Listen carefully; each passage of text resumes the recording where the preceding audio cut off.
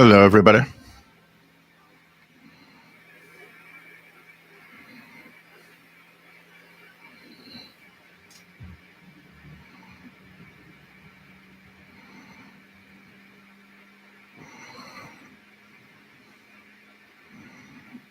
Okay.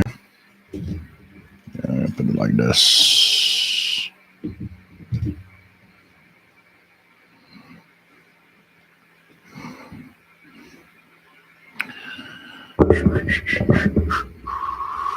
Thank you for the audio check. Seems a little loud.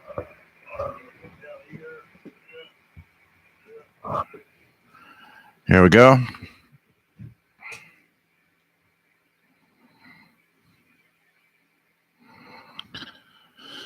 That's good.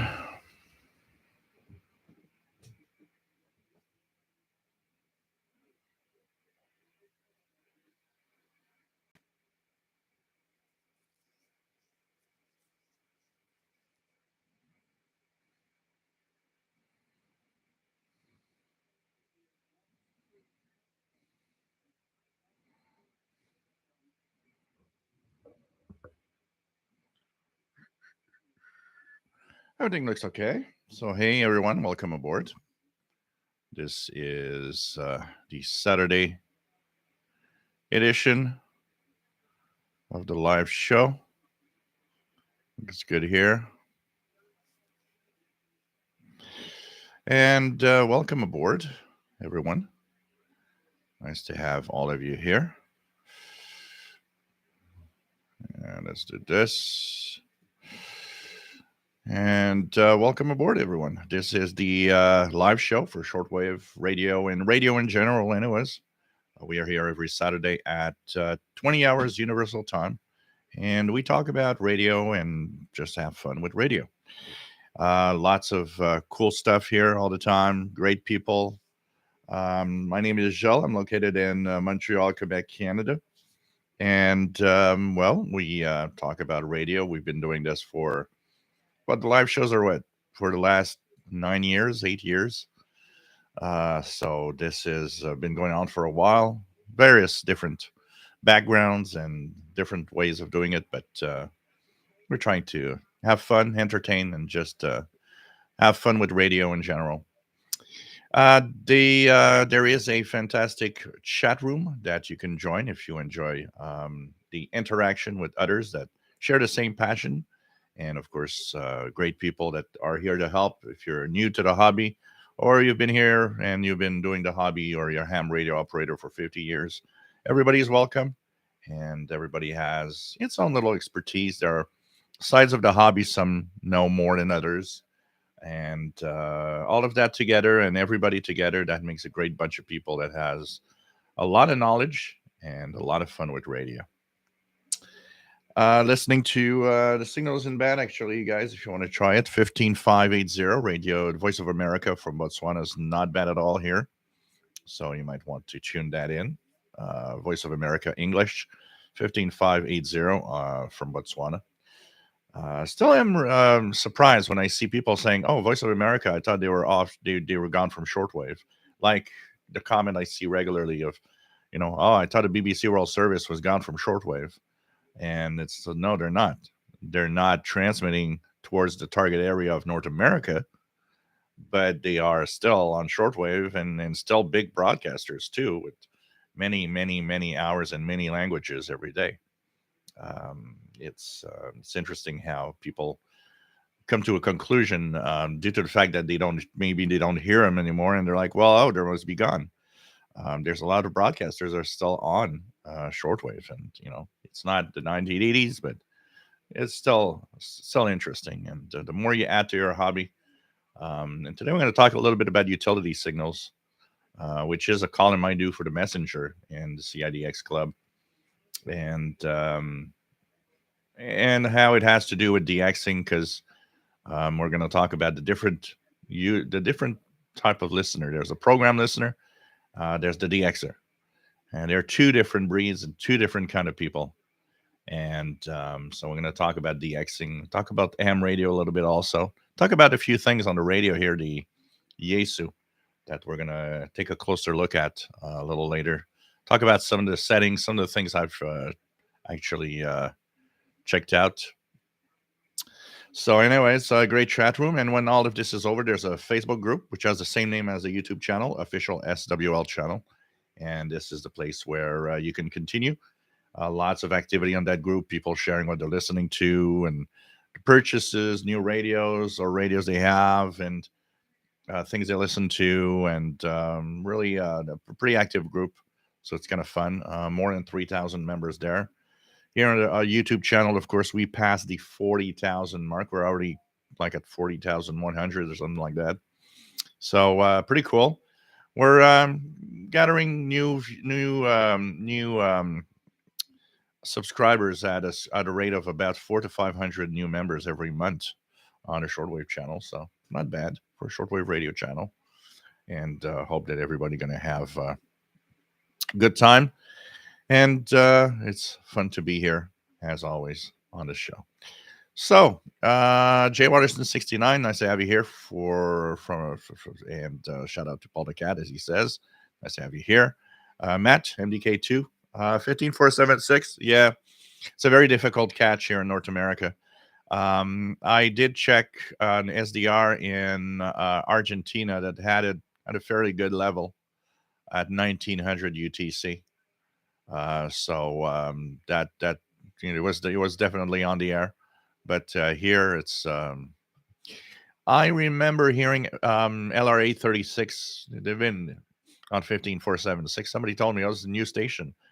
LRA 36 on 15476 has been on for years, and it's just that they go unnoticed for the most part because they're not really heard very well here, especially in North America.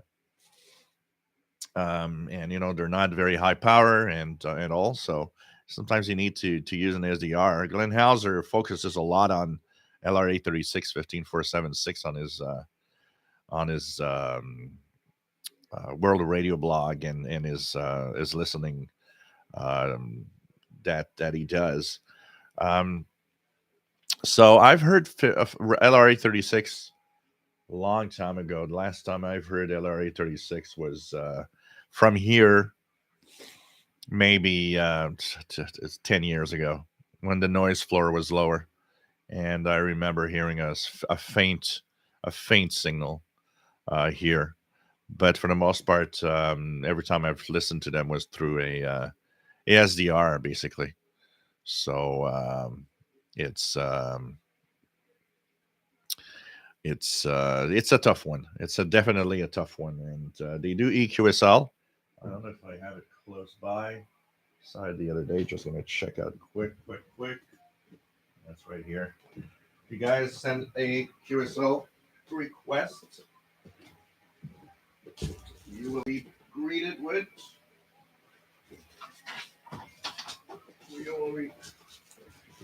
I printed it out. Here we go. Something like this. So this is the QSL that I printed on photo paper. So that's what you get as a QSL for an EQSL. So I don't remember when this is. August 2020, and obviously this is from an SDR. Did not hear it from my home location, but that's what you'll get as an EQSL. Unless they change it, maybe they changed it. I mean, it's 2 years ago, almost 3 years. So we'll see. But you can get something. But they're definitely a tough target. They're on almost every week. And by the way, I'm just going to take a little sip. Continuing the non-alcohol year. So this is berry and pomegranate and sparkling water. Cheers. No alcohol for a year. We continue. Matt, MDK2, nice to have you on board. Master Players Radio and Television Plus Gaming, nice to have you here. Richard Wagner, nice to have you on board. Northeast Illinois. Rob, nice to have you here from Phoenix, Arizona. We have David's Radio Room. Nice to have you here from Central Georgia. We have Mr. Paul doing well. He's in the. He's actually up. He's in the living room with Mignon. They've been really. It's like kids. They're inside now because there's a lot of snow and it's cold, so they're not going out. So they're kind of battling it out all the time. I hear these little battles here and there inside the house. It's like, yeah, come on. And but anyways, they're well. Robert Cross, nice to have you on board. We have Brad in Amarillo, Texas. Nice to have you here. We have yeah, Robert. Unfortunately, so sad to hear the AM stations going and dying. There's we have a for those that don't know about the International Radio Report. We have a show every week. Me and Sheldon Harvey co-host. We have a report on AM radio tomorrow. The latest count of AM radio stations on the bands, which has a very slow decline in North America. TVDX sir, bonjour, bienvenue. J'espère que tu vas bien. Nice to have you here, just outside of Montreal. Mike, WX50, nice to have you on board from Northwest Arkansas. Craig, W9CFW, nice to have you here. We have Greg. Hi there, Greg. Nice to have you here. J Projects, nice to have you on board. Jay Watterson says, you got a haircut. Hope Paul didn't get one too. No. Hey, Kathleen, yeah, the 3D waterfall of the FT8 TDX 10 here. It's not positioned well. I just quickly put it up yesterday. I'm going to put it up in a way. I'm probably going to move the on-air sign to some higher spot here where you could still see it and move the screen to this side so that you always see it, even though I'm here. So we're going to position that so that everything is visible on the screen. Kind of. This is a 27-inch monitor that I purchased. I received yesterday. Pretty nice curved screen. I didn't even notice. I just clicked buy and on Amazon, and when I got it, it's like, oh, it's a curved monitor. Look at that. It's a Asus monitor, so it's made for gamers. But I thought it'd be nice to have the FTDX 10 waterfall. Nice to have you here, Catalin. Dan Vital, nice to have you here from Michigan. So what else do we have? Robert Varner, nice to have you here. KC2TEL. K Dong, nice to have you on board. Hope you are well. Chuck, nice to have you here. N5KVO from South Texas. M Duffy, yo man, hope you are well. Al H, nice to have you on board. Overcast day here in Westport, Massachusetts. So nice to have you here. Here it's pretty overcast. We had almost a foot of snow again. We for the second week in a row. So lots of snow on the ground actually here. Richard Califano, nice to have you here from Albany, New York. Rob likes the new setup with the waterfall. George Ferguson, nice to have you on board. Just bought a Texan PL 880. What a great radio. Definitely a great radio. DJW 883, nice to have you here from Southeast Pennsylvania.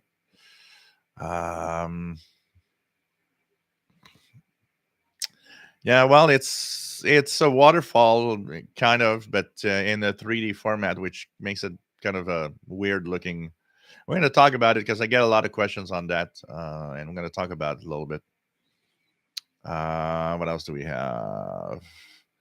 Brad, nothing heard on 15580 in Texas.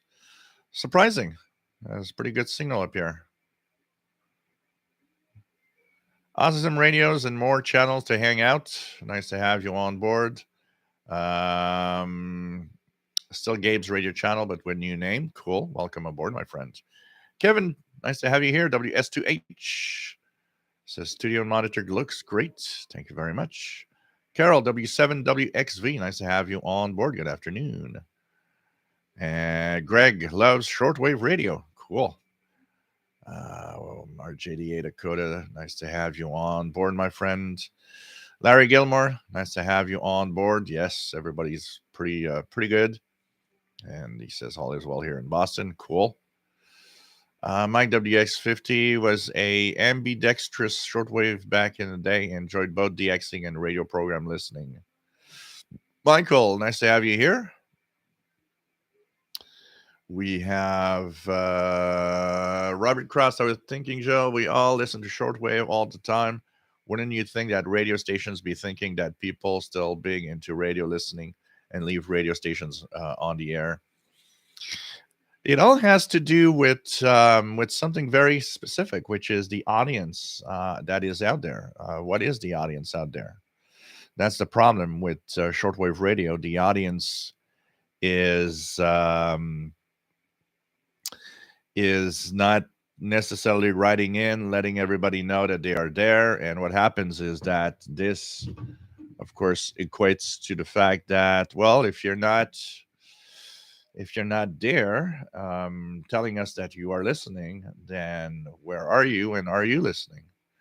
And there are a lot of things that will make a station leave the air. And I was talking with Sheldon yesterday when we recorded the International Radio Report about I've been monitoring the mailbag shows of the different stations to notice that every week the same names pop up all the time, which tells me they're not receiving a lot of mail. And it is not because of lack of listeners necessarily, but it could be because there's a lot of people that just don't take the time to write to their stations. You know how many times I told you guys, you love a station. You know what? Make sure that you write to them and let them know you're there, because they don't know you're there if you don't let them know by writing.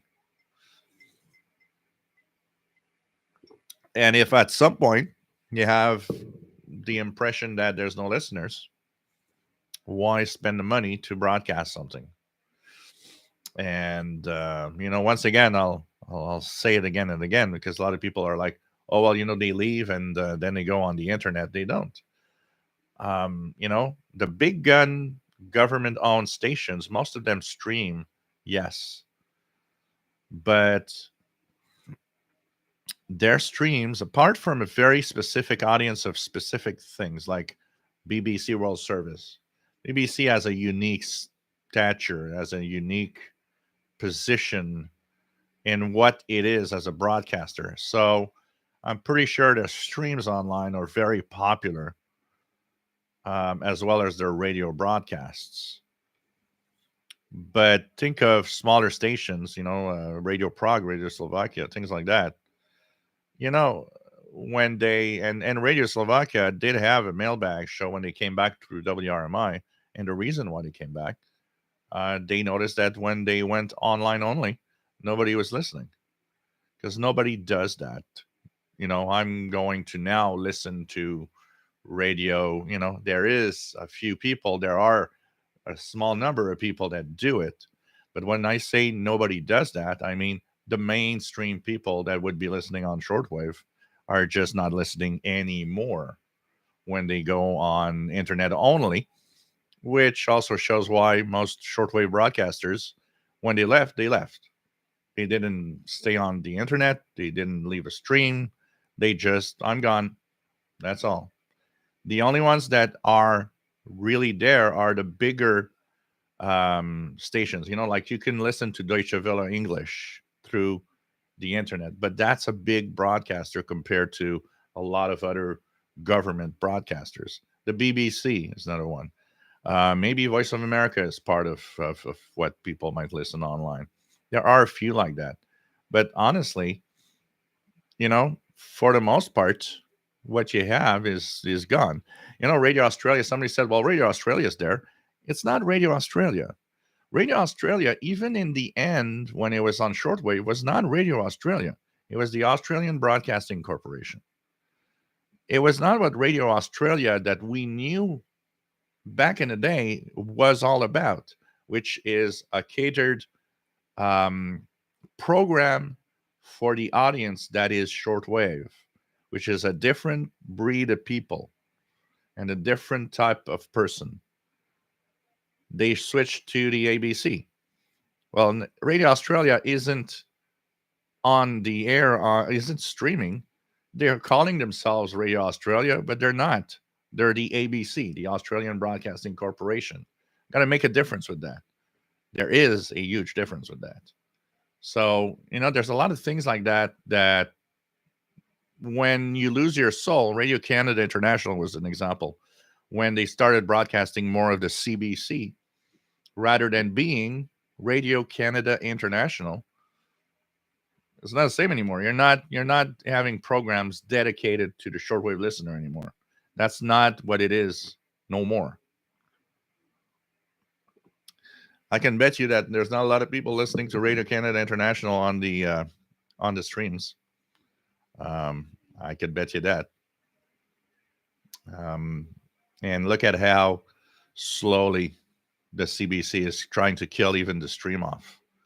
So it tells you that it's a question of numbers. It's a question of who's out there listening, and it's a tough situation here. In some respect, we're kind of fighting a losing battle for many reasons. And one of the biggest reasons, once again, and I'll say it, if you think the internet is killing shortwave, you don't know what shortwave is. It is not. What's killing shortwave is now there's two things we can maybe say. It's like there's more distraction today than there was in the past. We got a lot of stuff. And when I say we got a lot of stuff like internet, not for streaming programming, but for doing other stuff. So the time that you have is divided among more things today maybe than it was 30 or 40 years ago. But then again, depends what you're doing as hobbies. But the noise level is the killer of shortwave. When I look at the number of people that post, well, I don't hear much, or I hear only the religious broadcasters, yeah, I got too much noise. Because anytime you go somewhere where there's no noise, you notice that there's a lot of stuff to listen to. BBC World Service becomes easy to listen to anywhere in North America when the noise floor is down to almost zero. But go back home, your noise floor is back up. It's washed out in that noise. So, you don't have an audience, not because people aren't necessarily there listening. They just don't hear you anymore because since you're not targeting our area, and even those targeting our area are kind of tough to listen to today.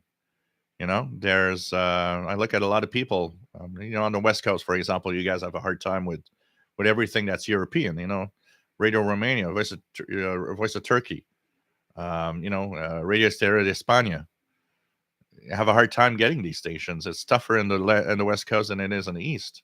The East, it's rather, and even then, I haven't found. There are a few nights that was good, but there were quite a few nights that Radio Romania wasn't that great in the last couple of weeks for the Eastern North America.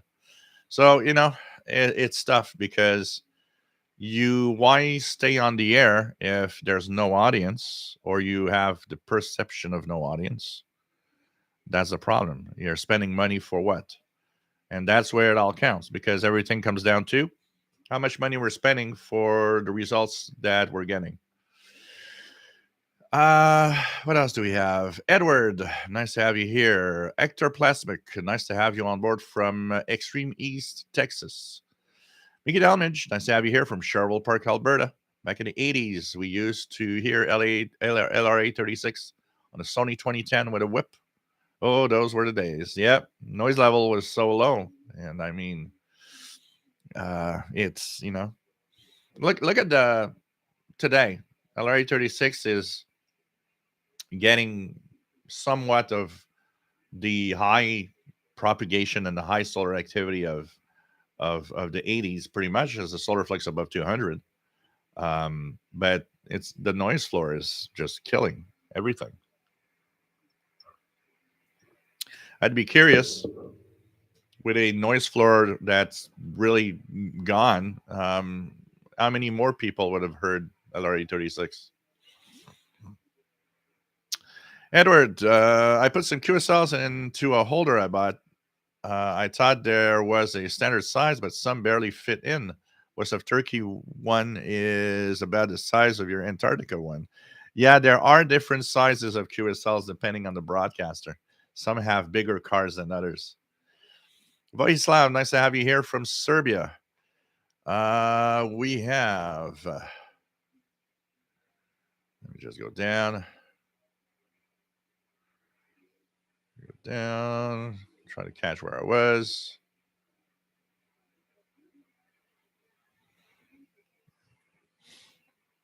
Okay, here I was here. Here we go.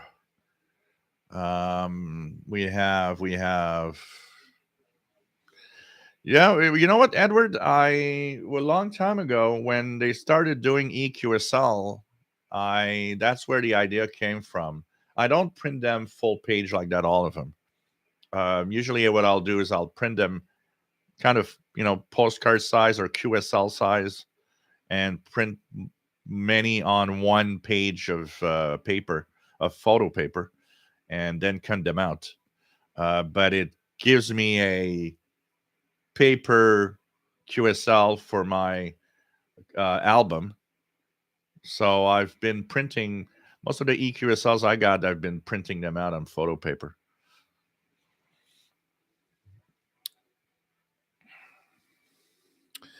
Adesh Manar Rackimson, nice to have you on board, my friend, from Trinidad. Nice to have you here. Rusty B, nice to have you here. WFJ59, nice to have you here from mid-Michigan. Dave Bellil, nice to have you on board. WA1UJA, New Hampshire. Yep, I did some FT8 on 10 meters earlier. Actually, I'm going to talk about some interesting stuff and discoveries. Sheldon Harvey, nice to have you here from Greenfield Park, Quebec. Greg says no snow in Franklin, Wisconsin, but tomorrow they're going to get some snow. Glenn Finney, nice to have you here from Virginia. Skip, N2EI, nice to have you on board. Sergeant Rock, nice to have you here. By the way, Skip, I started using that CD and slowly mastering the code. So it's going to be there at some point. Going to be there. Sergeant Rock, nice to have you here. And says,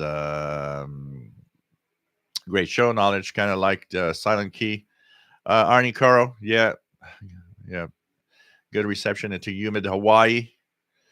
Sheldon Harvey says, Joel, your discussion on lack of audience response holds true right here. You have over 40,000 subscribers. How many do you hear from? There are many subscribed, but are they still there? It is definitely a question. Look at the tech channel, more than 100,000 subs, and the live show will attract not really much more people than here. And you're like, yeah, so where are all of the people that subscribe? Why did you subscribe? It is kind of, very, imagine we have numbers here. We have numbers. I see numbers. I can see, I know there's 130 people watching now. I have statistics on how many views every day, statistics of views every month. There are numbers. To give you an idea, and I'm going to actually bring it up here. So how many views I got, and of course, this is very variable depending on the amount of posts that I will do, because the more I post, the more there's an audience. But to give you an idea, in the last 28 days, okay, in the last 28 days, I've had 168,000 views on the channel, which is not bad. Not bad. If you compare that to, my tech channel has close to 1 million views per month. Um, it's kind of interesting. You look at that and you're like, okay. And of course, if I post more, I can push that up. I've been, when I'm very active, I've been pushing that number close to 200. And even I, at some point, had some peaks where I was a quarter of a million, 250,000 views for the videos every month, which isn't bad at all. But still, you're wondering with the views every day and everything, a lot of people are not subscribed. A lot of those views come from outside of people not subscribed that will not subscribe or just don't have a Google account so they can't subscribe and they don't want to create one just for that. But it definitely it's a question. But here at least I have statistics. Imagine a radio station. A radio station has no statistics except the local stations. Here we have the ratings that unfortunately, what I hate about the ratings, they are kind of hiding it from us now. I think ratings of AM, FM radio stations in a market should be public knowledge, not secret knowledge where stations are going to say, hey, we're number one. Yeah, but how can I verify that? Because now I don't have access to those numbers unless I pay a huge amount of money to get a report from you. But as an international audience, apart from the letters you're getting, when you're broadcasting, when how many people, and a great example, and sometimes it comes to mind. I was listening to Radio Romania this week, and they had an excellent program that talked about, some of the about life. It's one of the programs I love about Radio Romania is with the program where they talk about life in the communist era, the communist days. And it came to mind at some point during that program that I was listening to is how many are listening? Am I alone? Is there a dozen people listening? A few hundred? How many people are actually listening? But you listen to the mailbag show and you hear the same names every week, and you're wondering, well, who's writing? Who's listening? Is the lack of letters representative of the lack of listeners? Or is the lack of letters just mean that there's a lot of people still listening, but they don't take the time to do it?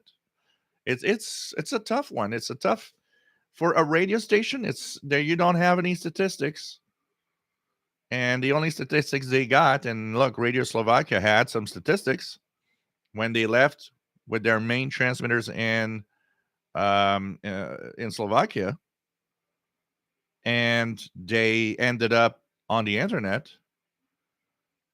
They had statistics there because how many people are listening to you on the internet. And they came back through WRMI because they said nobody was listening to us on the internet. But that also adds to, they seem to think more people were listening in through shortwave. But how many more? Is that stream on the internet a representation of maybe the reality of the radio also? It's tough. We don't know. We don't know anything. And these stations do not know. They do not know. There used to be a time QSL cards were for the purpose of knowing where, if our signal is good somewhere.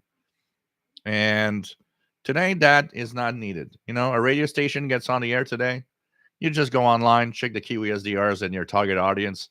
Is the signal making it there? It is. Cool. It isn't. Okay, we got to do a change or we got to do something.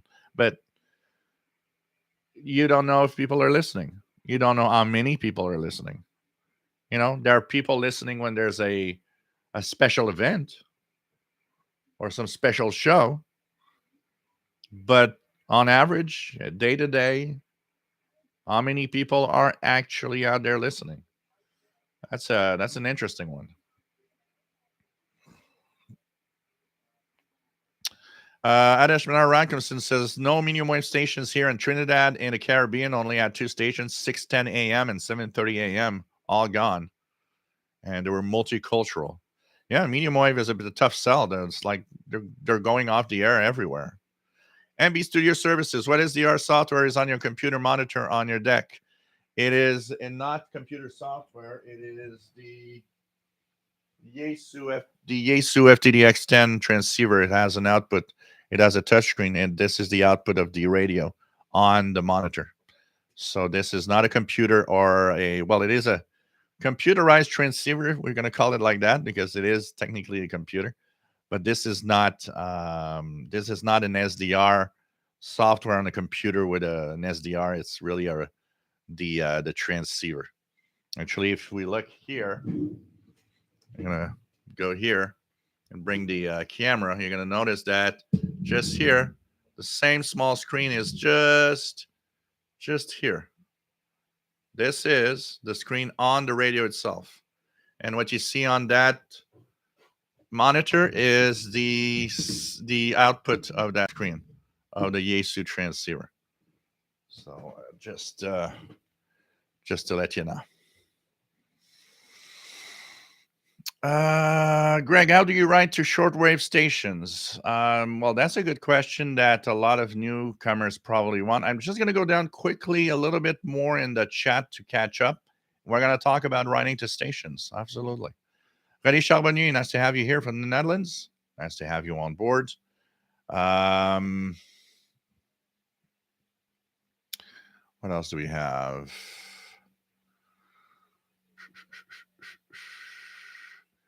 Let me just try to catch up where I was. So, Autism Radios, Morse says, got a St. Jean ATS 909X2 on Christmas.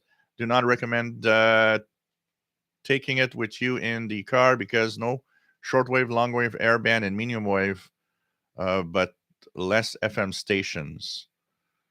I don't know what you actually mean by that. If you're listening inside the car, you mean, while driving?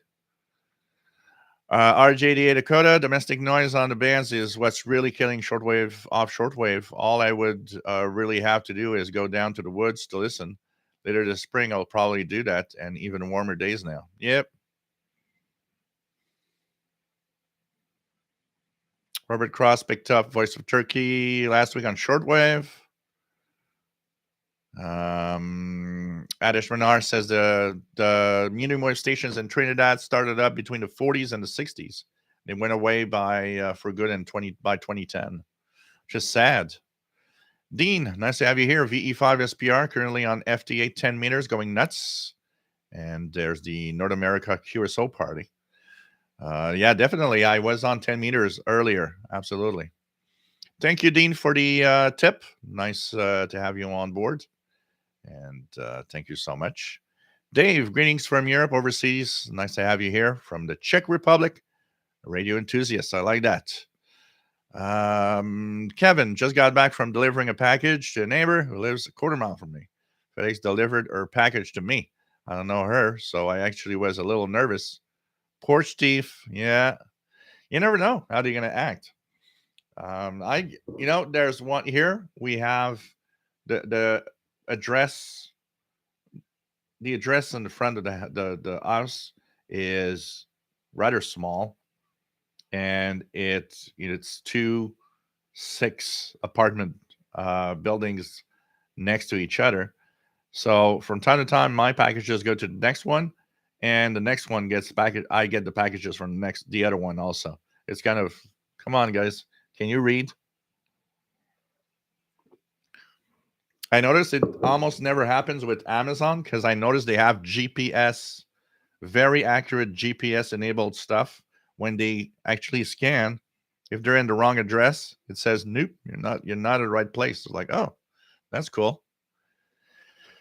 Joe Walker, nice to have you here.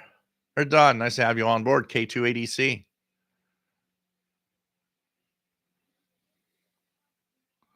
Jim's Radio Check. Well, they do care about listeners in a way. I mean, it depends what stations you are. They definitely care about having listeners because that's how they're going to stay on the air. But depending on who we're talking about, there are definitely some stations like, medium wave stations, FM stations, all getting bought by these big corporations that drive them through, automation and recorded shows. Um, there is kind of a lack of personalization here. There's a lack of really wanting you to have listeners. I mean, it's like they don't really care. There's these guys that think that they know what we want to listen to rather than really looking at what we really want to listen to, which is a different thing. For the audience on shortwave, they care, but the problem is it's also a complex situation where, let's face it, when it's government money, an example here, Radio Canada International, the majority of people didn't know that Radio Canada International, um, Radio Canada International was, um, you know, a international broadcaster in shortwave. We knew. We were the guys that knew this. We were the guys that knew that Radio RCI was there.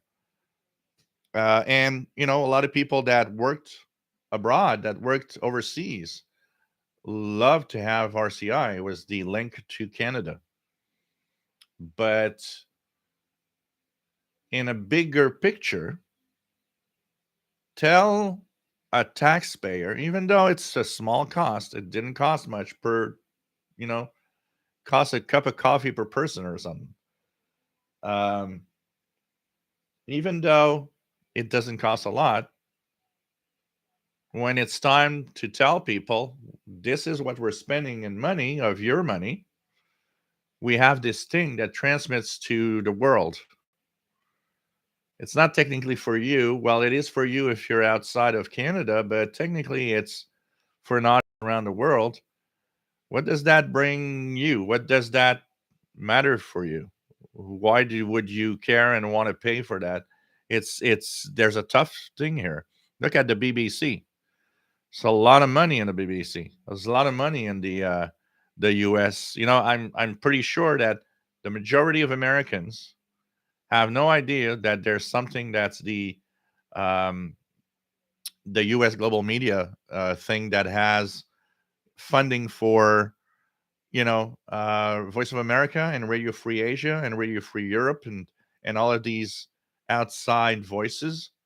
The majority of Americans have no idea that some taxpayer money is going to broadcast to other countries around the world.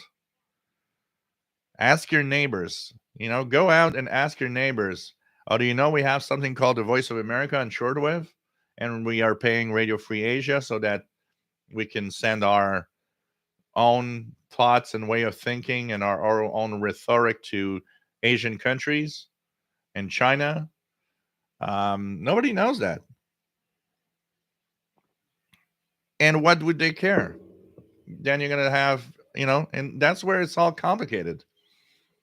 You get to a point where you have budget cuts, and where do you cut? You cut where people aren't, oh, what's that shortwave thing?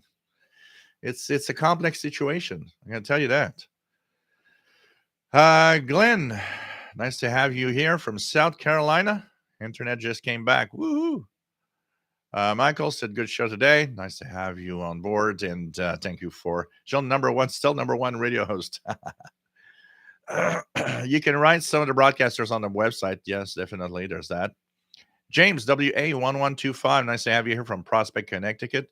Adam Ablavkovic. Nice to have you here. We have from Wisconsin. We have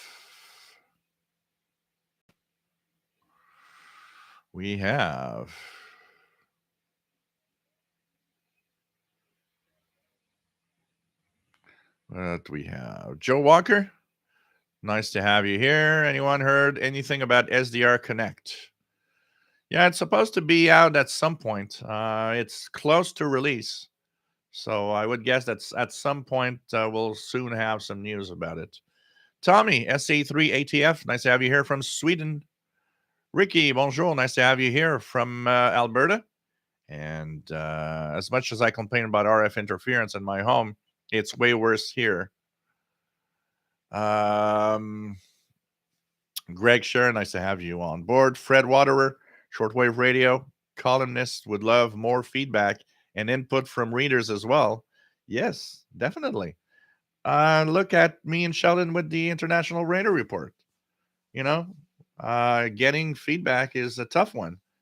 We now have more statistics because thanks to the YouTube channel, we know people are watching or listening there. But over the air, the only time we had some feedback is when over the air something goes wrong. Got a couple of people, hey, the show's not playing, or when I had that little blunder moment where I put the wrong show on Sunday. So okay, some people are listening live or on the stream, but it's how many people are actually. Apparently there's a update for SDR Connect on the web page yesterday, so I can check that out. Thanks, Ricky. Bruce, nice to have you here from Scottsdale, Arizona. We have Radio for Peace International. Nice to have you on board, Sylvain, and hope you are well. Bienvenue.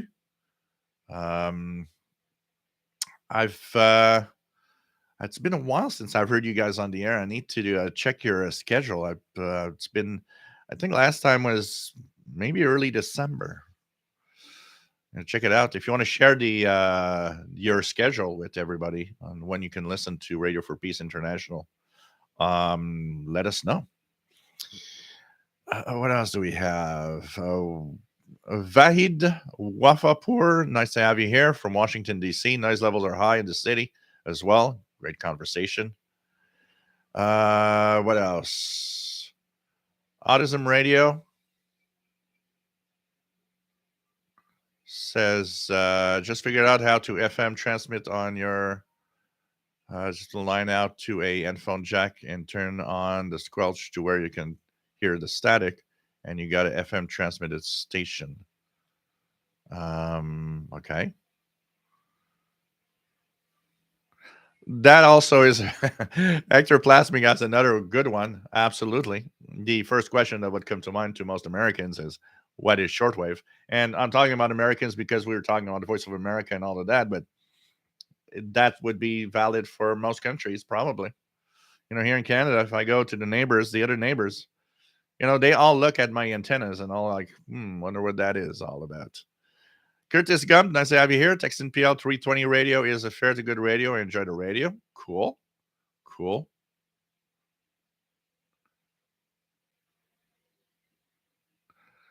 Miji, nice to have you here from Central Virginia.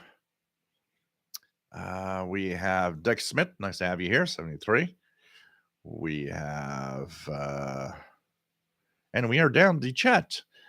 Cesar, nice to have you here from Spain. If I haven't said hello to anyone I missed, please say hello again. Shortwave Archive, nice to have you here from Colorado. So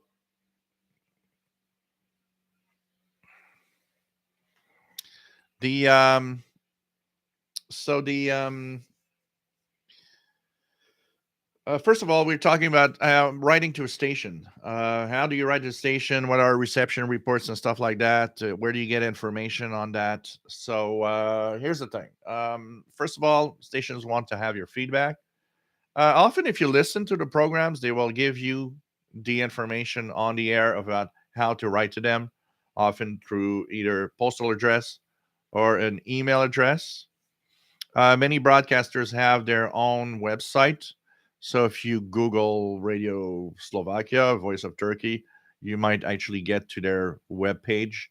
A lot of them have forms on the webpage that are already there for you to just fill out and give, details of what you're listening to and so on, and give your feedback of what you like, what you don't like. That is the most important, by the way. Don't be just a QSL hog. Do take the time to say, well, I listen to this. I love this show. I love this program. I don't listen to that much. And so it gives them a sense of direction as to what type of program they should put on the air also at the same time. And lets, them know what they like and don't like. There's a lot of places, if you ask or Google email address of a shortwave broadcaster. Often you'll have some info there. If you're a big rider of to stations, one of the things that probably you should have then is the World Radio TV Handbook. Um, this is the 2022 edition here. The 2023 edition is at the printers, by the way, for those that might want to ask. They're almost ready to ship. So the 2023 edition is almost ready to ship. If you're a big writer and you want to know all the email address, the people to write to, this for that purpose is amazing because it has definitely every detail of every broadcaster and names of people to write to, details of sometimes of what you could expect to receive, and this is a complete book, but you get most of the information online. You do get, for the most part, you can ask. There, like if you're a part of the shortwave group, you can ask. Say what's the email address to write to this station and so on. When you write to them, let them know what you like, what you don't like. Let them know you're listening regularly. What's the frequency of your listening? What you can give them details of what frequencies or how you're listening to them, and how good the reception is or not. And some of them have QSL cards that you can actually request, but you have to send a reception report for that. Reception reports usually are at least 15 to 20 minutes of program details so that they can actually know you really were listening. Frequency you were tuned to, how good the signal was, the date and time in UTC. And don't forget, even through an email, always put your full home postal address, because some of them EQSL, but some of them will send you a QSL through the standard postal mail. So you'll get a paper QSL in your mailbox. But think about it as a good way to let everybody know, all the stations you like, that you are listening. Take the time to do it. It is important. You want to save shortwave. One of the ways to save it is if everybody would write in, say, "Hey, I'm listening." I think it would help out. Imagine most of them today still are, apart from a few shows that would be on WRMI, things like that. Most of the broadcasters are still government owned. If they are asked to show details of why should we fund you, who's out there listening, well, if they have proof with listener mail, it's easy to ask for money. If they're like, well, we don't really know who's listening out there, trying to ask money for the government for something that you can't even prove if it's useful or not.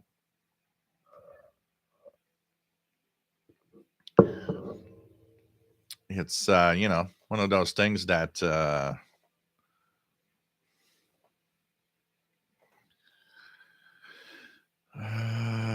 we're gonna do. Oh, this is interesting. Okay. What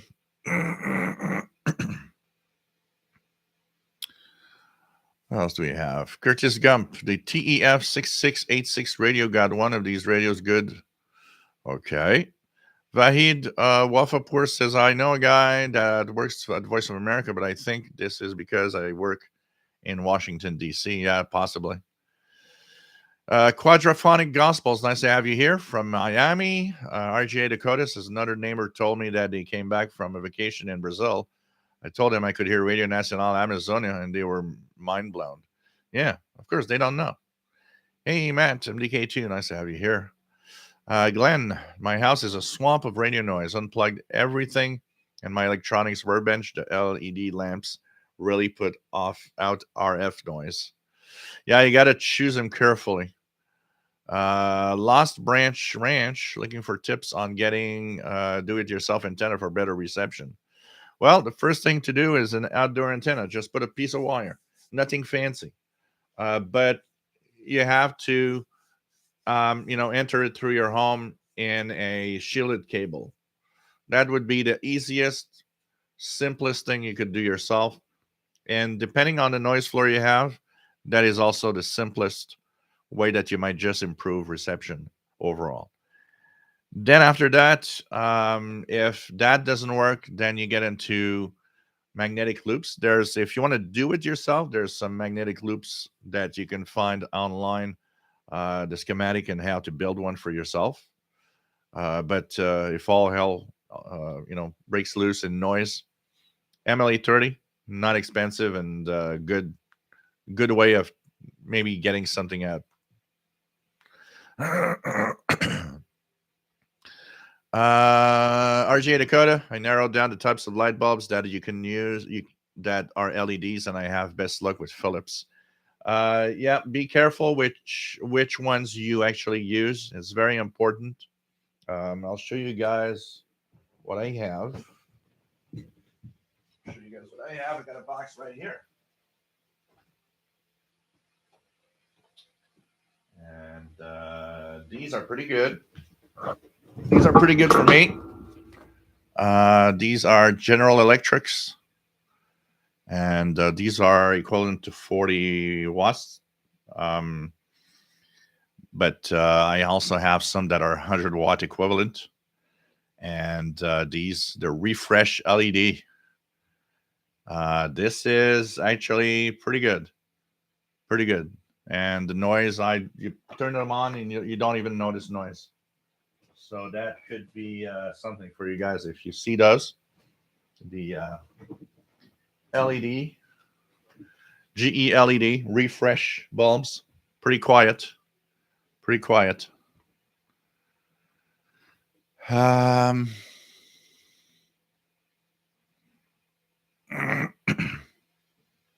My WX50 used to get WRTVH back in the early 80s. Love all the radio information contained between those covers. Shortwave archive. I just got my first QSL today from Radio Romania International. Pretty cool. Sheldon Harvey, 1988, visited Voice of Turkey when two people from the French service heard we were from Quebec. They asked us how good their French was because they had never received a letter from a listener. Imagine. And we're talking 1988. 1988. Imagine in 2023. Lex 2006. Nice to have you on board. And Al says, is a broadcast from Antarctica happening today? Well, yeah, it was happening earlier, 1500 and 1900 UTC. I heard it through the Argentina SDR, but not here. Ectoplasmic long wire works great, slung over a tree at a campsite, especially if you're uphill, up high. Lost Branch, thanks for the antenna tips. We'll look into the mag loop builds. I've already tried the external antenna fed by a shielded coax. Yeah, the biggest problem today is wire antennas, unless you live in really rural areas. This is the tough one, because often there's a lot of noise that it picks up. So magnetic loop becomes the next best bet because it lowers some of the noise that you're getting at the antenna by design. So I'm going to talk a little bit about something here. We're going to go and move a little bit here. I want to... Sorry, guys. So we're going to move this here and bring this to our attention here a little more about radios, and especially, of course, you guys will be able to see the FTDX10 here, and of course the screen that is plugged on right here. And a lot of people are asking, is that a good? Is the 3D waterfall that fantastic? Honestly, it's just something that Yisu made to try to look at how cool the radio looks. But is it helpful? Look, I like how cool it is. I've learned to use it. So I've got the Spectrum here, which is 1,000 kilohertz wide on the screen. But honestly, you could go back to a standard, um, a standard waterfall, and it's gonna be fine, honestly. And for a lot of people, I think the use of the standard waterfall is probably what they go for, rather than um, rather than rather than using the 3D one. But I've kind of learned to use the 3D one and kind of like it, so I've been using it a lot more than I've been using the standard waterfall. But you got to learn how to use it, minimize with the level, minimize the noise floor, and then you have the signals. Each peak is a signal, so if I tune around, you'll see that the peaks move here. And if I put a peak in front of, so let me just put this in AM, a peak in front of, here we go, and the other peak here, into 5. Have a mandate. So these are all stations on the peaks. So I kind of like to have the screen here, and it's kind of nice to have all of this. Been playing a lot with the settings. Been watching videos of one of the ham operators that has like dozens and dozens of videos on the FTDX10, which is very interesting. Doing FT8 also, I've been kind of wondering, been playing around with a few things. One of the biggest complaints of the FTDX10 on FT8 in digital modes is if you use the USB input, the USB cable input, what happens is that the number one complaint is about spurious signals when you broadcast, when you transmit on digital modes. It's particularly easy to see when you are on the FT8 mode, because you'll see spikes that aren't supposed to be there.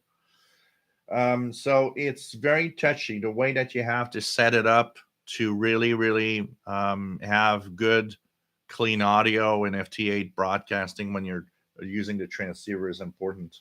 And I've been playing a lot with the different menus, because this thing has a lot of menus, guys. When you go here, these are different menus that I got. So you got different menus of different modes. You got settings of all kinds. You got operation settings of every kind.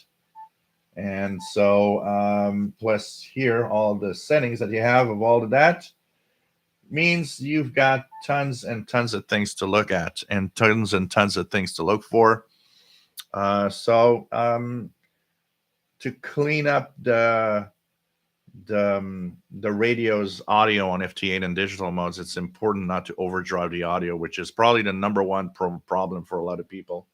So in your software here in Windows, and then the software, I've lowered the audio levels. In the radio, I've also said, look, just the minimum needed. For example, if I broadcast in PSK and I want to reach the 100 watt peak, well, you push that audio level just enough so that you get that 100 watts. You stop once you're there. You don't go more. And you'll notice that, because there's one of the things is the ALC. The ALC in a properly adjusted output for digital modes rarely goes above about 5 or 5, 6, or 7. Now, this is not ALC. This is a receive signal. When I transmit, the ALC shows up. 5, 6, 7 rarely goes above that. One thing for sure, you don't want to go into the blue scale if you're transmitting, because you'll have all sorts of spurious signals everywhere. Interesting observations I will have. So first of all, V antenna versus MLA30. A lot of you have been asking me how it goes and what I think about the difference between both. And of course, the V antenna that I have in the backyard, which is somebody came back to me actually with a lot of knowledge on antennas. So to clear up the details of what it is exactly, and he came simply to the conclusion that, well, you've got an end-fed V antenna. It stays, because it's not a dipole, that's for sure, because a dipole means that you're connected to the shield and the center. I'm not. I'm still end-fed. So the guy told me you're end-fed V, and he was actually explaining to me, it's another ham, and explained to me that actually, if I can, to put them as long as I can, the longer they will be, the better I'll have performance on that V antenna, end-fed V antenna. And he said, so he told me, like, if you can extend those two wires even longer than they are now, it's going to be even better. And so it's technically an end-fed V. We could call it like that.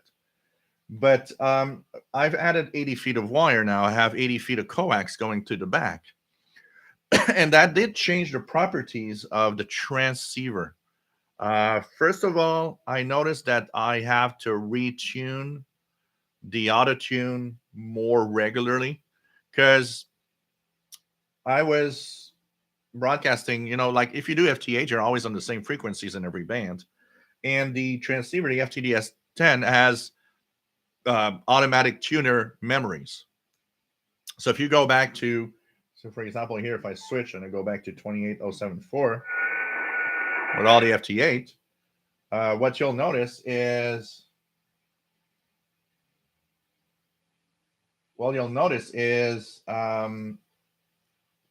that the what I was saying. Okay, what you notice is that the ATU is, when you use it to tune, will tune it, and you can use it. And then I can go to the other FT8 frequencies, tune it there. And basically what I was doing is going through, 160 to 10 meters or 6 meters without having to auto tune every time, because it remembers the settings. From time to time, yes, you do have to retune, because from time to time, all sorts of things, the weather outside, maybe wind, maybe the antenna moves somehow or changed somehow. There's auto tune needs to be redone from time to time, or else your standing wave goes up. But since I put 80 feet, you have to auto tune more regularly. That's one thing that happened. Since I have 80 feet, I lost the capability of 160 meters. I was looking at my log. I made about 70 different contacts on 160 meters when I was using just 25 feet of coax in the backyard and in the kitchen. Since I have 80 feet, the 160 meters cannot be tuned anymore. The auto tune will stop. That means the SDR, the SWR, the standing wave is higher than 3, which is too much. So it can't tune. No, am I sad? It's not necessarily big sadness. I have so much noise there that, it's not necessarily the best band for me anyways. And the antenna was not technically made for 160 anyways. So, I had the pleasure to be there for a while. That's it. But apart from that, it's working fine, and it's working great. I've done a few changes. I've actually used the shield, the so when you connect to the end fed, so I have a 49-to-1 unbalanced and balanced transformer on the end fed. What I did is I took the grounding of there's kind of a grounding screw, and I grounded it on the metal shed, which immediately lowered the amount of noise I was having. But we talk about grounding, and this is valid for everything, all the radios. Because I got all the radios here. I got these radios right here that are working. I've got the SDR working right there. So what happens is that a lot of people are like, well, and I get that all the time. People are like, well, you should ground yourself better because you'll lower that noise. yeah, that's when the noise comes through the coax. You do not get lower noise if the noise comes through the antenna. That's the thing. A grounding does not ground your antenna's noise. It grounds and shields to the maximum that coax, which will lower the noise that you would get through the coax shield. But when the antenna gets noise, it gets noise. And you ground it the better you want, you still have the noise. It's picked up. It's like a radio signal. So there are things that, there's a limit to the amount of noise you remove from grounding and all of that. And when you live in the third floor like I do, grounding is an experiment. Anybody that lives very far from its ground point, I can tell you your ground is not a ground. Okay, if you have more than a couple of feet of wire that grounds your station, it's not a ground anymore. It has its own properties because it's too long. Ground need to be real short and real quick access to the ground. So this is a very complex thing. Grounding a station when you're far from everything is an experiment in its own. Apart from that, the only thing that I need to fix is that my audio console, of course, has these wires that are, 10, 12 feet long, even more. So they, of course, act a little bit like antennas. An audio amplifier, when you put, just like at a guitar amplifier, we hear, you can sometimes hear, radio stations through your guitar amplifier when you have bad coax, for example, that go from the amplifier to your guitar. Well, the audio amplifier I have here suffers this right now. If on some bands, not all the bands, on some bands, I get inside my audio console, so I have to find a way to remove that. These are a few things I will do, but for the rest, pretty neat. And for the V antenna versus the MLA 30, it depends on the band. For example, when I was on 15580 Voice of America, I was getting it better on the V and Fed V than I was getting it on the MLA 30. So this is kind of interesting. Like on the SDR here, I hear the 15555. I see that the station in Florida.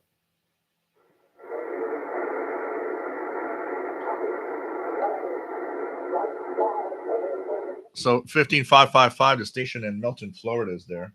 Let's go to 15555 upper sideband. Whoop. Put that here.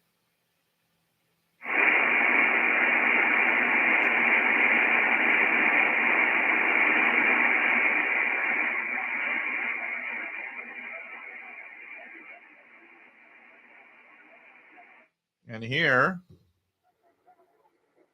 if I compare it, I would say that the MLA 30 is a little better than this one. It's barely making it here to the nose.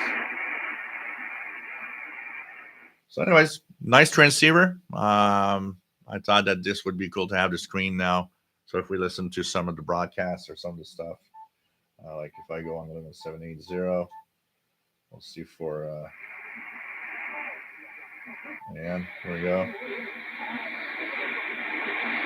We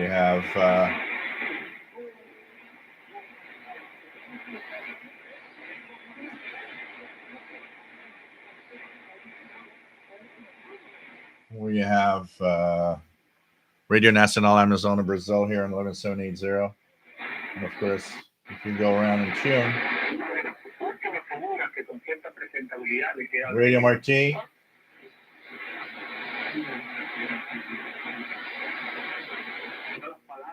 Radio Marti.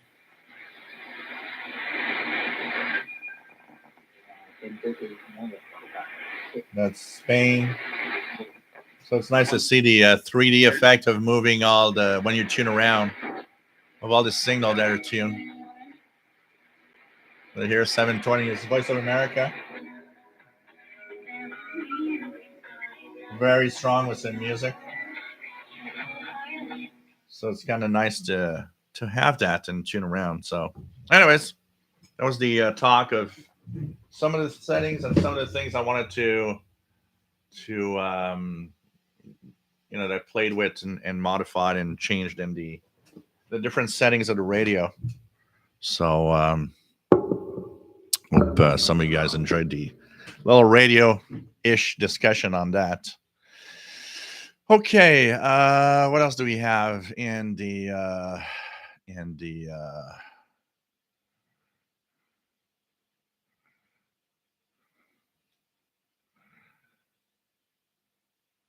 okay, I was about here. Curtis says on QSL, my problem is if I hear a station writing them and sending them a letter to get a confirmation back in recordings can be a problem because you never know if you will get a response back. But you don't have to do a recording to any station. What you do is you just write to them and give the details, give the program details of what you're listening to. Just give the program details. You don't have to send any recording. Actually, even some don't want to have attachments or recordings. Lost Branch Ranch, built my first crystal tune radio when I was 9 years old. Cool. I had that, I don't know what age I was. I had that little crystal radio kit from Radio Shack back when I was maybe 12 or 12. I remember being amazed that it worked. Scott KC2CAD, nice to have you here from Buffalo, New York. Bob WA2SQQ, is it okay to post shortwave related items for sale on this group's Facebook page? Yeah, absolutely. No problem with that. If you have something to sell for shortwave related, absolutely. Paul Turk, nice to have you here from Southwest Michigan and no Antarctica. Well, most of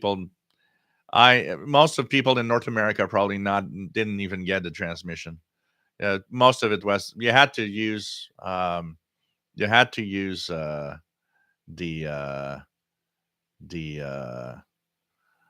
SDR, the online SDR, QSDRs in order to hear it. Definitely. KW1161, nice to have you here from Tucson, Arizona.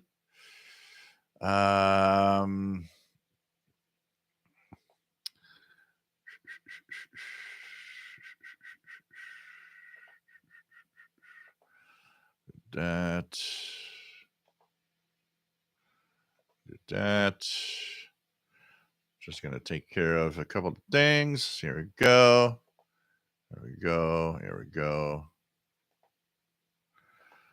It's incredible, all these bots today.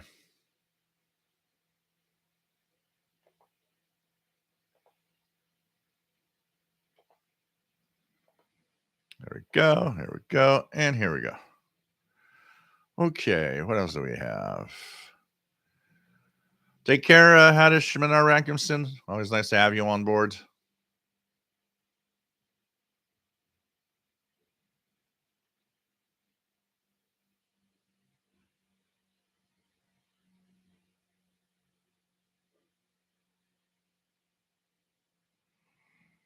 Oops. Okay. Maybe we made a mistake here. Here we go. Krishna, nice to have you here. What do we have?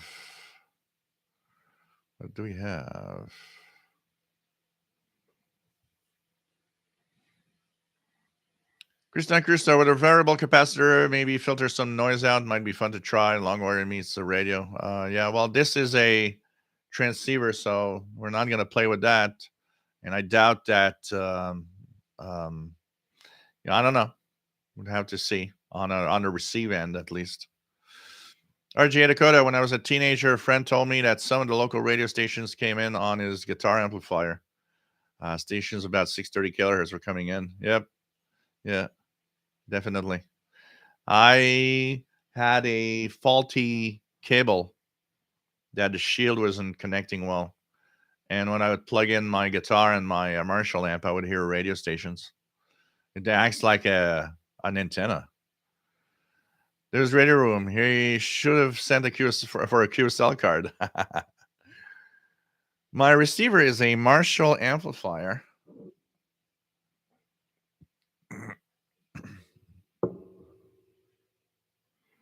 Curtis, what is the best way to get a QSL card or letter of verification from the station that I hear?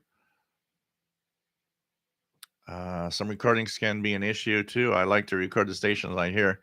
Like I said, most stations, you don't need to have a recording. Just write down the details of what you hear. You know, like the songs, the time that they played, what they were talking about. If you have names of, some of the announcers, all the details that just prove that you were listening in, and you write them down on a piece of paper, and that's it.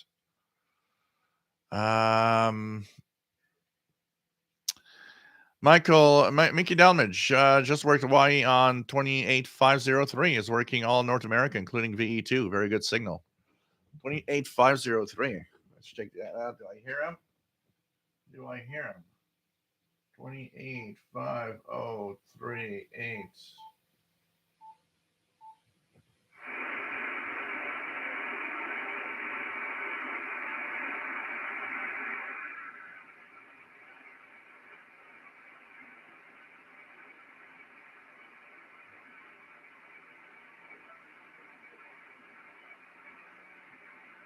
Very, very weak. I hear a very, very weak station. Yeah. Yeah, Krista, Science Fair. Definitely. Fred Water, we call it a guitar picks up WWV while my guitar gently beeps. Man. The screen here is a Android app, which is day and night map, because that's a Chromebook. So the what you see on the Chromebook screen over there is day night map that has to do with it's really an Android app that is in the Chromebook. Paul Steckler, nice to have you here from Oakland, California. Felipe E. Bennett, nice to have you here. Love your YouTube channel and Facebook groups. Thanks for all the info. Cool. What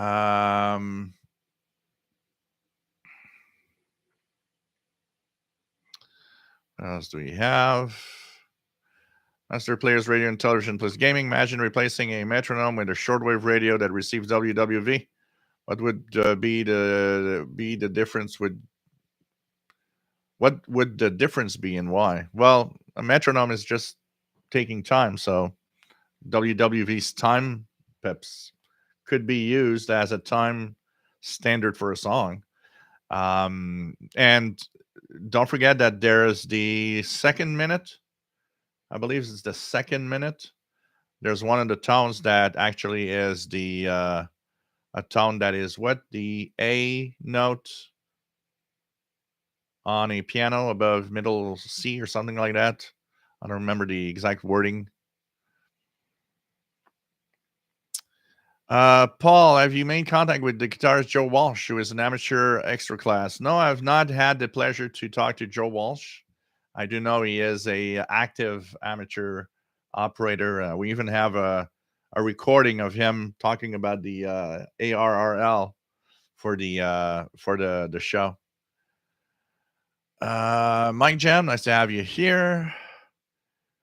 Matt, MDK2, I have all 6 WWE frequencies in Denver, a testament to the solar flux. The fact that 10 is the strongest rather than 5. Danny Shortwave, Radio DX, nice to have you on board. Paul, there should be a Contact a Rockstar amateur contest. That'd be nice. There's so many public figures over the years that have and were either avid shortwave listeners or amateur radio operators, and we didn't know about. Shortwave Archive. Has anybody noticed that the BBC has been using St. Mary Bow Bells just before the start of most of their transmissions for their past few days? I think it has to do with their, I'm not sure, but I think it has to do with their transmitter locations and the language they use. They usually stick with a pattern, which is they'll use some of the bell bells for certain times in transmissions, and they'll use the other one, which is the V um, interval signal. In French, they use that, although I know. So unless they have changed recently, the bell bells I usually hear on all the transmissions at 05 or 6 UTC, which has been the standard. So I don't know. I think it has to do a lot with the transmitter site, and like I said, there's a pattern of which one they'll use depending where it is. Yeah, and indeed, Matt, music would be boring if they're all the same tempo. Absolutely. Take care, Ricky. Always nice to have you on board. Last branch installed ham clock on the Raspberry Pi 4. Really useful. Cool. Yeah, second minute tone is 440 hertz, which is the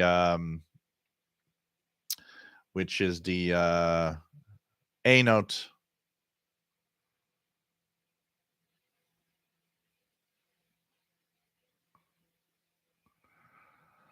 Keegan DXer, nice to have you here from Arkansas, Northwest Arkansas. Nice to have you on board. We have Matt's always hear ball bells before the start of 05 broadcast in winter, regardless of the transmitter site. Yeah, it depends on, there's some pattern, but I don't remember which one. It could be the language also. Maybe they're using that for English language. In French, they use the V one, the dun, dun, dun. That's the one. In French, it's always that one. And at 05, 04, 05, 06, all the transmissions they have, I also hear only the bell bells.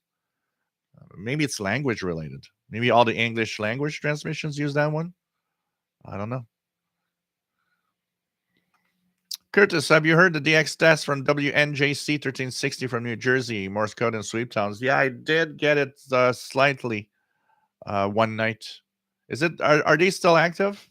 Because they were supposed to be gone from medium wave during January.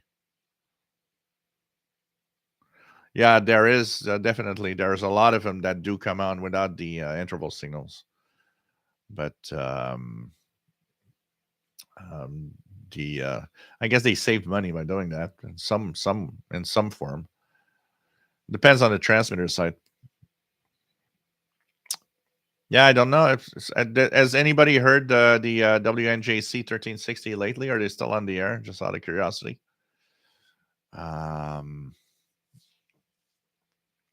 Keegan DXer says got the WCJA test late last year. So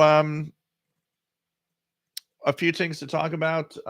First of all, like I said, the World Radio TV Handbook 2023 is apparently now in the printing. So expect to have the 2023 edition out any day soon. So if you are interested in getting the latest World Radio TV Handbook from the new publisher, apparently be available. As for the prices, I'm not sure. Let me just check out here quickly. World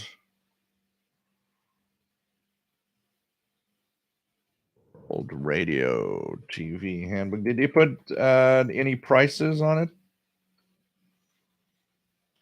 Arch Online. So you can register.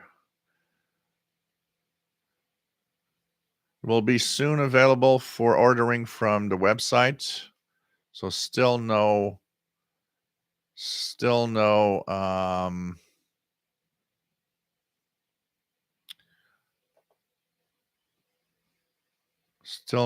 official. Do not I accept. So you can register your interest, but they still have no news. But it does say launch countdown 12 days, 11 hours. So apparently in 12 days from now, the World Radio TV Handbook 2023 will be there. But there's no pricing here. I don't see any info. Online order form. Click here. And it just says register your interest. So still no word on the price of the World Radio TV Handbook.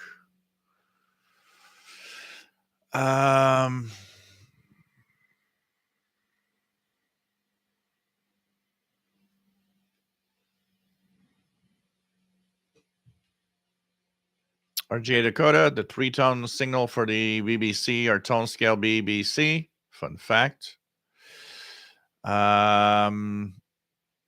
Danny Shortwave. I can say that the Xiegu G90 is a good transceiver and also is a very good shortwave receiver.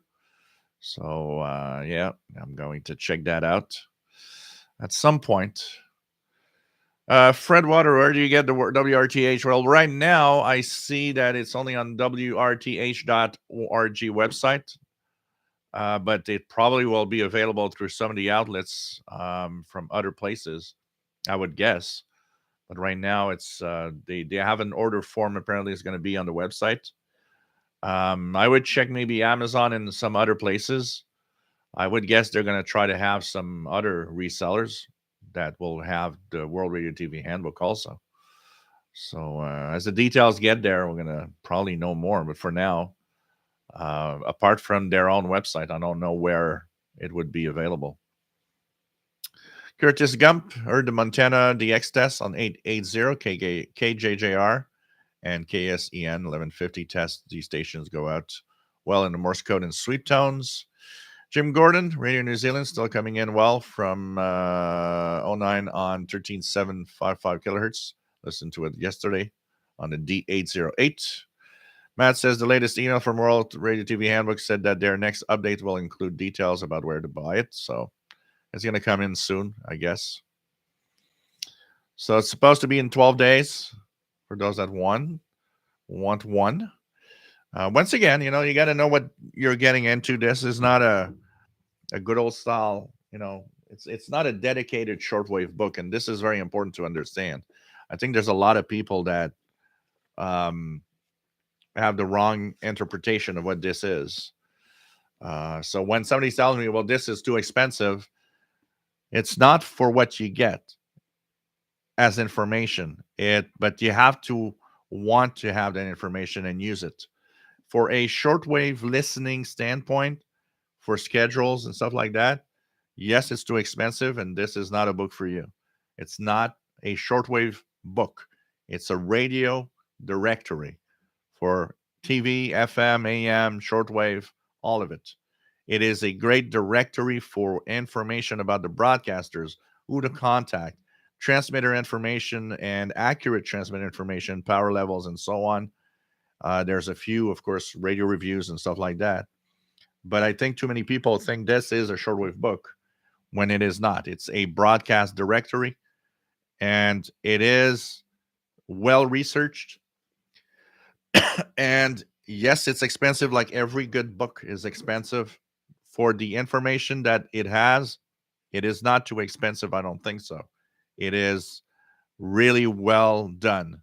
But the problem is a lot of people buy this in the spirit of this is a shortwave radio book, and it's not. It's not a shortwave book. That's very important to understand. Matt says, I think the new publishers were planning to expand the articles. The ones that came in the past editions were good, but obviously not worth the cost by itself. Yeah. You know what was a real shortwave book? Was Passport to World Band Radio. That was a dedicated shortwave book. That was a different thing. RGA Dakota, you have to know how to use the WRTH. Not just about shortwave. It's just something that is outside of my level of expertise. And and that's the thing. It's like, the World Radio TV Handbook for most people is not something that is needed. It's you don't get the World Radio TV handbook just if you're just a shortwave listener, and that's it. But if you're in the media, or if you're somebody that requires accurate information about a lot of details of the transmitters, the broadcasters, the people to broadcast, and all of that, it's it's the book for that. It is a broadcast directory. They do say that's what it is. Tim Smith, Radio Vanuatu, is being heard on its third harmonic, 11835, about 12 Zulu. So, if you guys want to chase Vanuatu, which is it's a tough one, especially when you're listening on harmonics. That's for sure. I got some interference here. You can see the interference on the waterfall. That's zigzags. So that's in Ontario, VE3IIM. I wanted to talk about utility signals a little bit today because we talked about DXing, and we started having a conversation last week about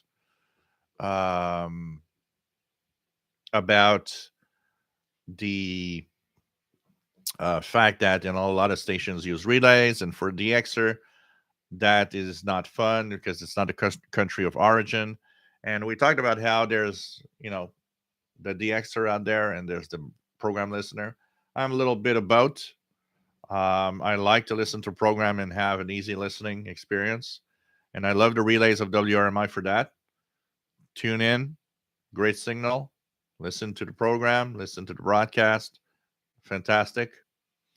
As a DXer, DXing is somewhere else, and that's why I want to talk a little bit about utilities. People have the impression that there's not a lot of utilities. There's actually more utilities than all the shortwave broadcasts together. There's way more stuff in the utility bands. And once again, one of the biggest problems and the impression we might get from the utility signal bands is the fact that the high noise floor hides a lot of the utility signals. So we have the impression that, there's nothing there. In fact, if you tune regularly, there's a lot of signals in between the international broadcast bands. And there's a lot of things that pop up here and there that could be a one-time broadcast, a one-time thing. It could be a regular thing that maybe one day was stronger than usual. But the thing is utility signals are weaker in general because they are less powerful and often meant for specific audiences or specific services in sort of specific areas or countries. If you start looking, and I've been actually dishing out something in the past few weeks, there are broadcasts from almost every country around the world. When we talk about countries are not on shortwave, well, they're not on shortwave in international broadcasting, but there's a lot of countries on shortwave through their utility signals. And to give you an idea, you can listen to Sweden, Norway, Finland, Greenland. And the Greenland is the one I've been focusing on with a couple of Icelandic SDRs, because I've had some schedules of the Greenland telecom services for marine broadcasts and warnings. And I wanted to make sure that they are really active and doing stuff.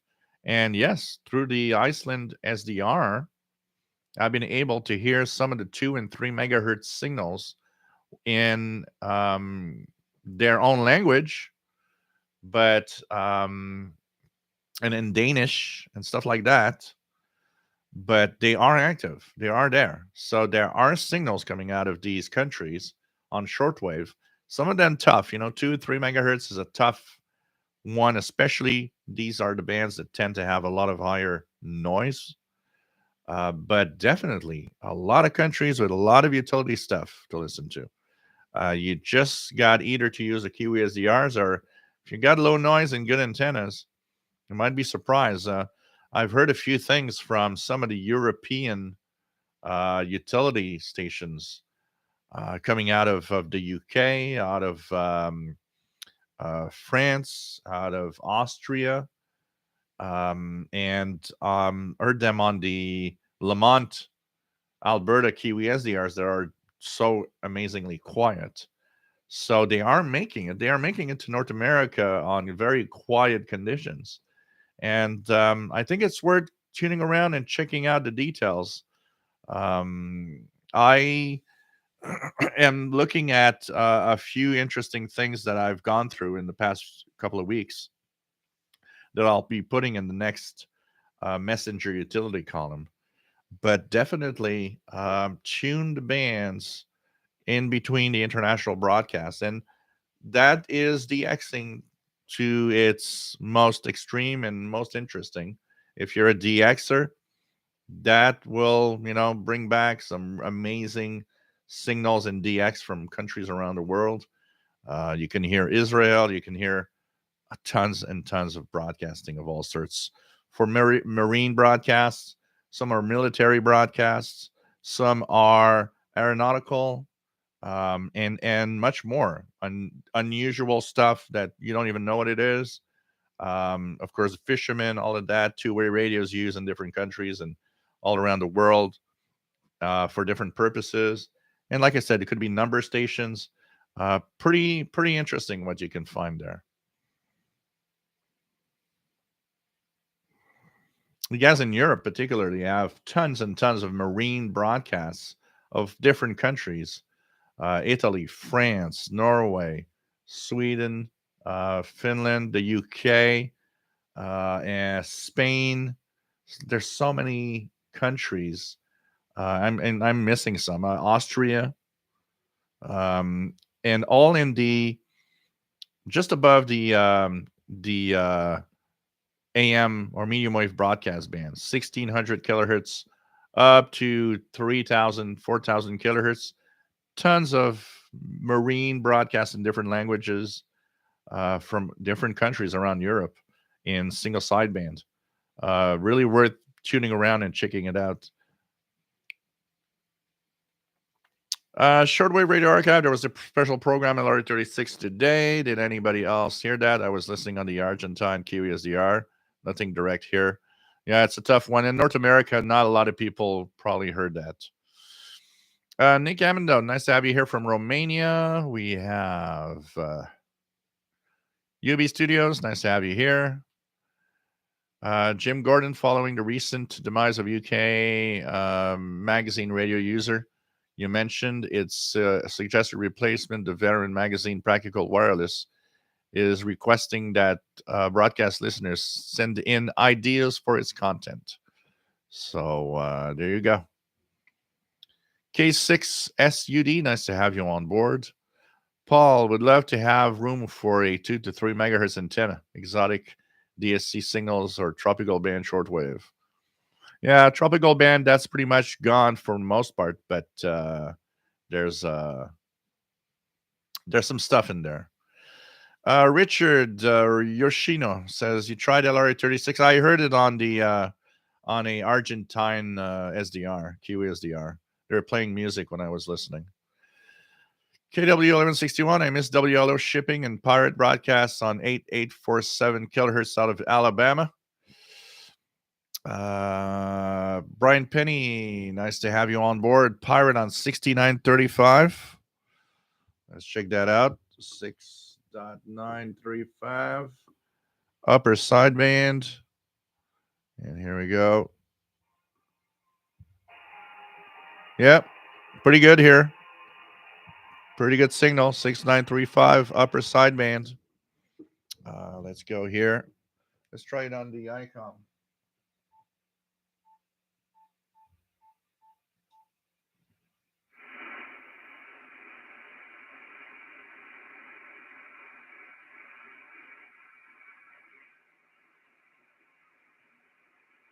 That's making it a little bit on the ICOM, but it's better on the MLA.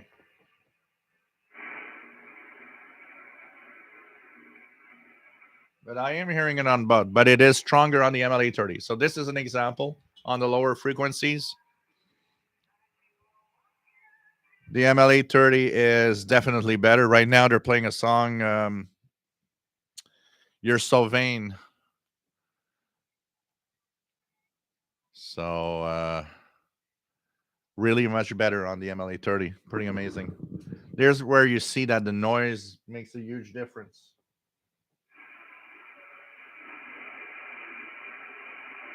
It's barely listenable on the FTDX10. I wish I had on the FTDX10 that capability on the lower frequencies. But like I said, above 15 megahertz, the V antenna is actually better than the ML830. So there's a balance here of what's better or not, depending on the antenna. I'll change. Mad Reader DXer, nice to have you on board from the UK. We have David Suro. Nice to have you here. KK7JRP from Tucson. Nice to have you here, David. Greg, I'm going to try online Kiwi SDRs. Yeah, it's good. You're going to have a lot of stuff. What else do we have? Yeah, WLO, I believe, is now only VHF. Yeah, they've gone there. They've turned off. Now we have we have a few others that are on. There's the one in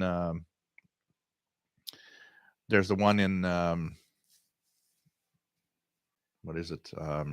Georgia, and the other one in Louisiana. Sorry, and the one in there's Boston. There's Virginia. There's a few of those that are left for the mobile, the maritime stuff. There's also the one in Florida. Those frequencies in Florida. There's a station there in the 8 megahertz range that has some interaction also.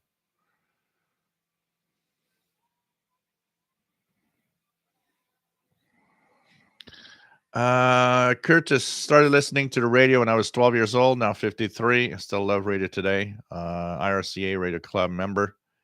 AM, FM, TV, shortwave DXers. Still enjoy radio. Cool. Mike Jam, have you ever powered a radio from a portable generator off an inverter? If yes, any issues? Personally, no. But from what I've heard, the inverters are dreadfully noisy. So it is not impossible that an inverter will create so much noise, you'll have a hard time actually tuning anything.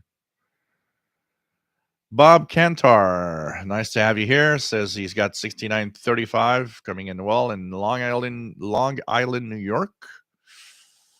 Jim Gordon says former offshore station Radio Caroline is continuing to have problems with its 648 4 kilowatt transmitter. It is now on much more reliable Canadian Nautil 2 kilowatt transmitter until the old Gates unit can be fixed.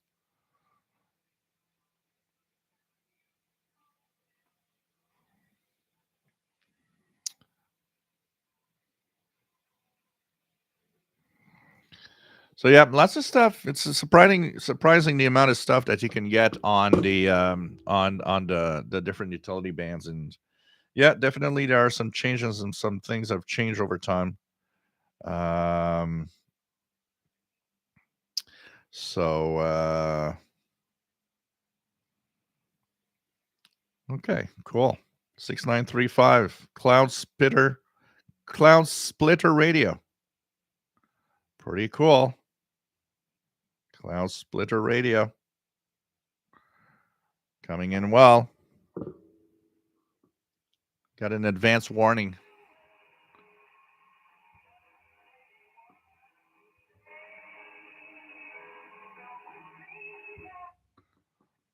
Seems to be a Joni Mitchell special show.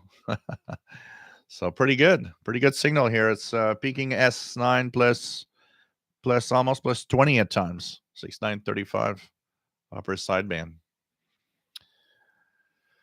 Shortwave Radio Archive. Have you heard the Colombian Pirate 6017 kilohertz? It is active irregularly. It was on yesterday, starting around 2230, 2230. Goes to about 01, 03. No, I haven't heard that here. Alan Andelman show.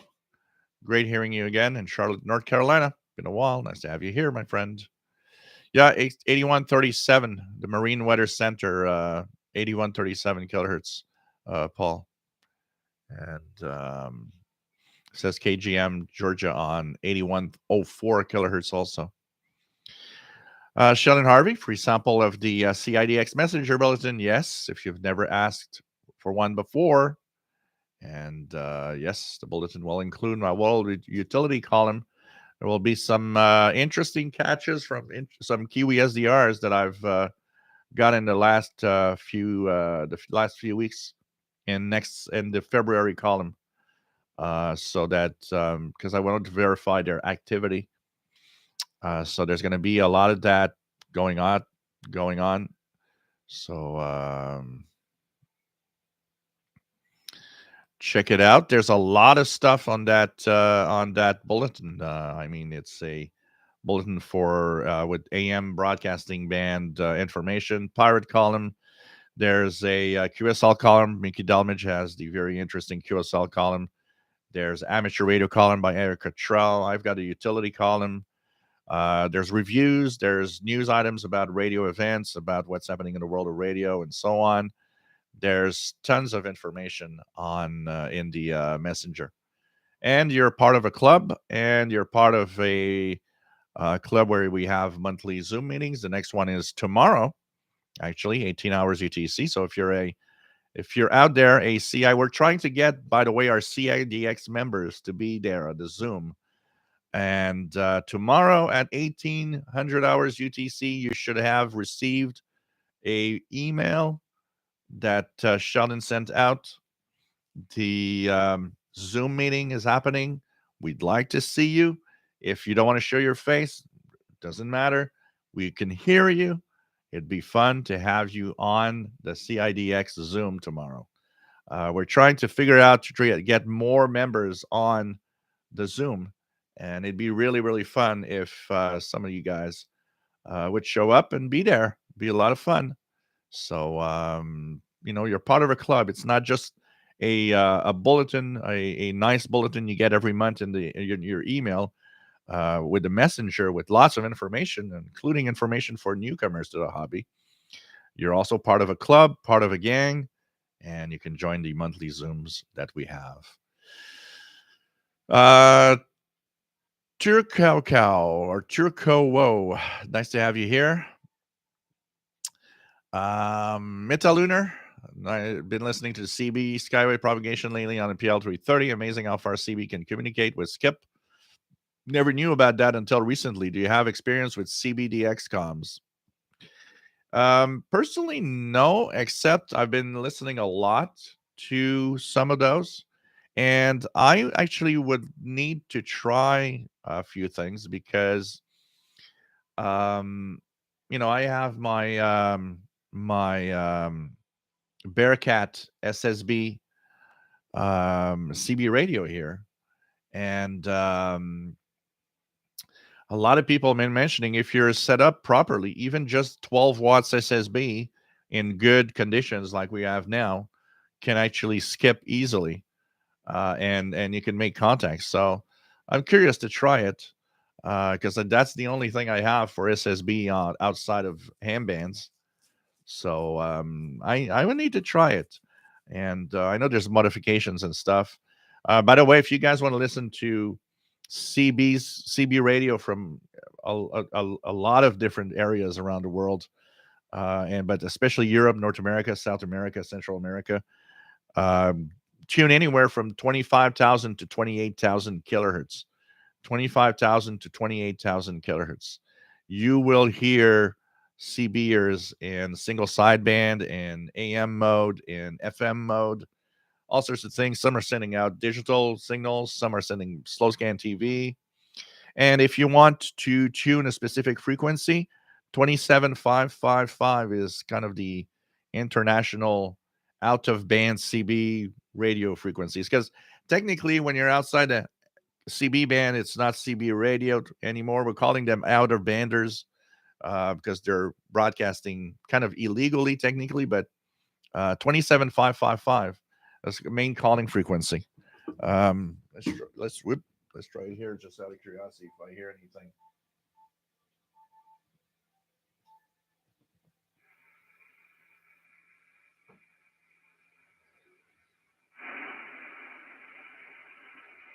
Getting a little late here for some of that, but we'll see some activity on 27555. Often you'll have some CBers calling from Europe and so on. Pretty cool.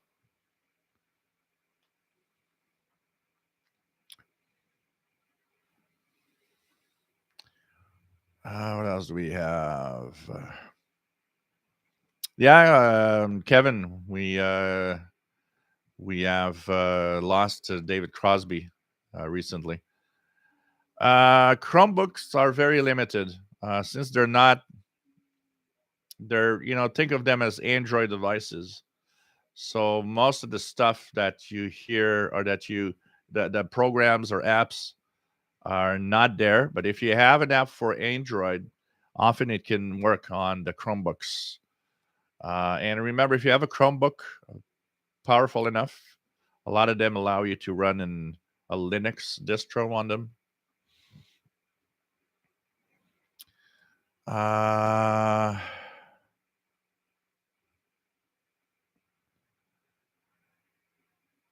Well, once the house is remodeled, Greg, you'll be able to use your radio again.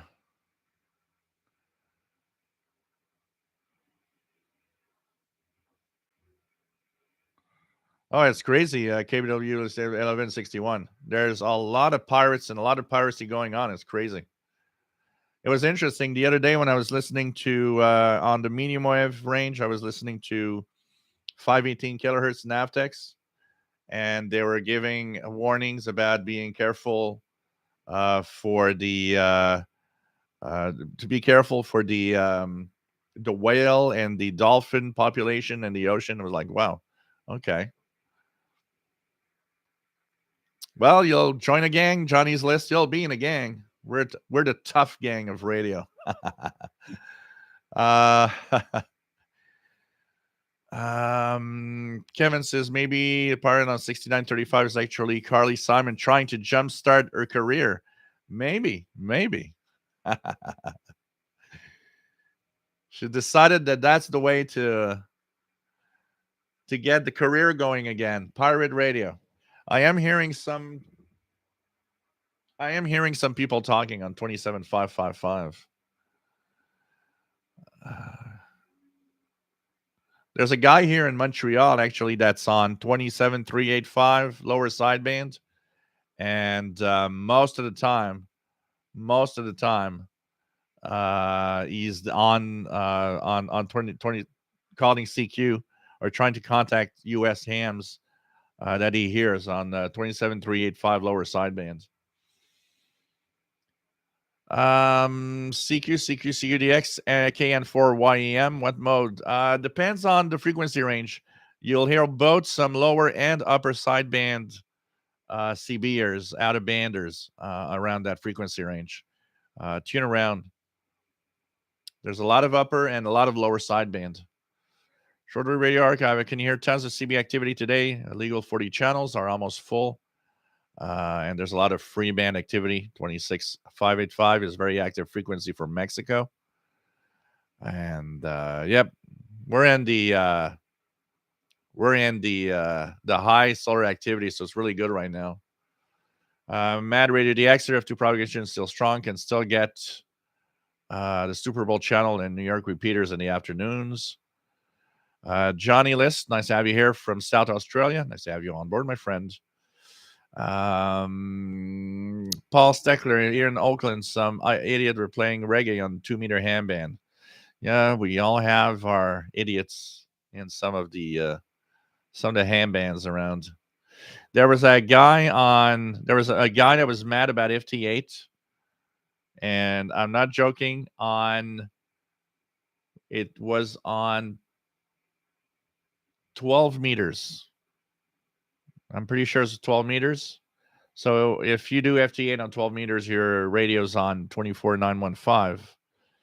There was a guy that spent at least 2 hours, and he was pretty strong here, spent 2 hours ranting at FT8 guys and trying to cut off people and saying, well, you guys are not doing real AM radio and you are idiots using this mode and what the hell is AM radio going to and blah, blah, blah. And it's like, yeah, you're going to help.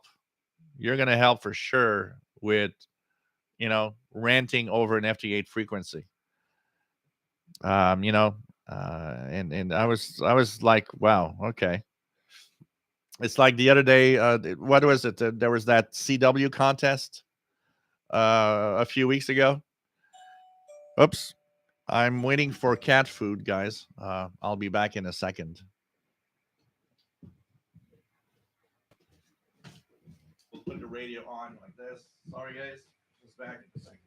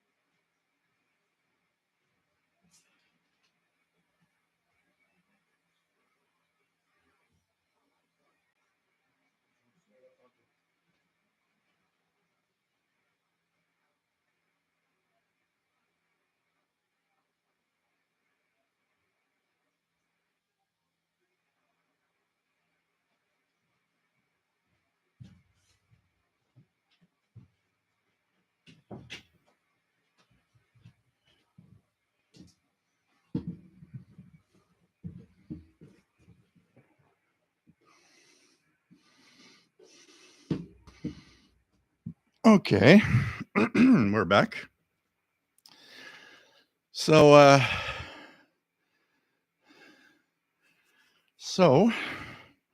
cat food for Paul and Mignon, which I ordered from Amazon because it costs less than buying it here in the stores right now.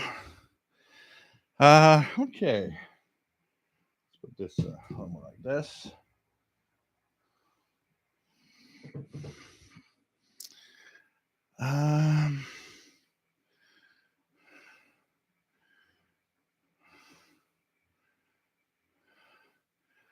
Jim Gordon, hope I don't open a can of worms, but how do you feel about rechargeable batteries versus charged alkaline? What about inset charging and versus external charging? Personally, I only use rechargeable batteries.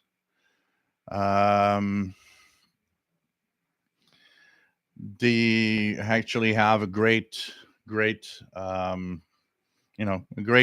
length of time. You can use them for a long period of time. They're rechargeable. As for alkaline, I do always have alkalines. If you're talking about some of those charged or rechargeable alkalines that existed for a while, those are dreadfully, you never know if they could leak or they're not the best. But for alkaline batteries, I keep them in case of power outage, whatever, or I'm, forgot to charge the batteries. But honestly, I have tons of rechargeables. And the best thing to do if you have radios, even if you have only one radio, personally, don't charge the batteries in the radio. Buy yourself a charger, buy yourself extra batteries, and charge externally. I even charge externally with my for my 18650s. I bought a charger that charges up to 8 batteries, and it charges everything from 18650 to every type of rechargeables. So I got no problem. I just put the battery in. It detects which kind of battery it is. And it is way better. I find it way better to have an external charger personally. N6RLF.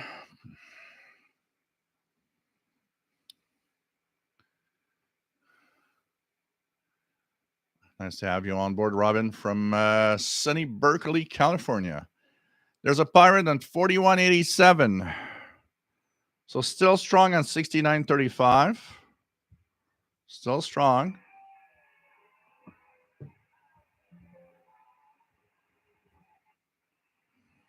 Not hearing anything on 4137. But right now, 6935 blasting over here.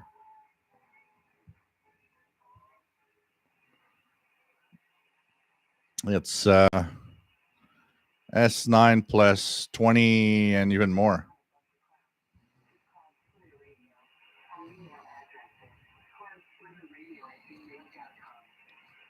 cloudsplitterradio@gmail.com, guys, if you want to QSL or write to them.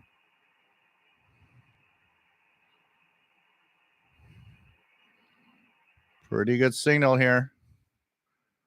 I don't know if it stopped or if it's going to continue. We're going to check that out, but pretty good signal.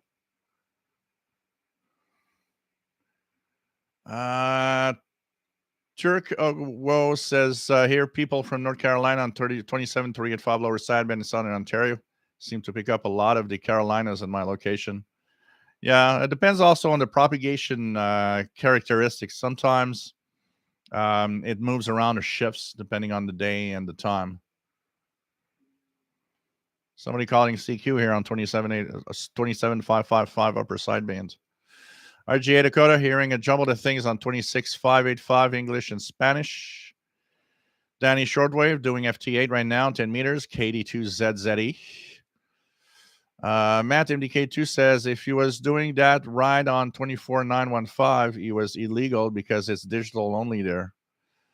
Yeah, look, the guy was really on 24.915, and he was cursing at everybody. Not yesterday. Was it yes? No, it's not yesterday. It was on Thursday afternoon, late afternoon. It was like sunset time here. I turned on the rig to see what signals were because I was looking at the gray line where it was positioned and checking out where I could maybe do some contacts. And he was on 24.915 cursing at everyone. And treating everyone like trash, saying that they're and so on.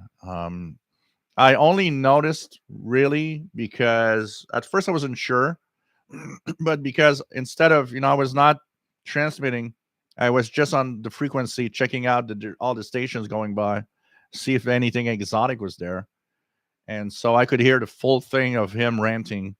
He stayed there for I don't know, at least half an hour. And then he got away.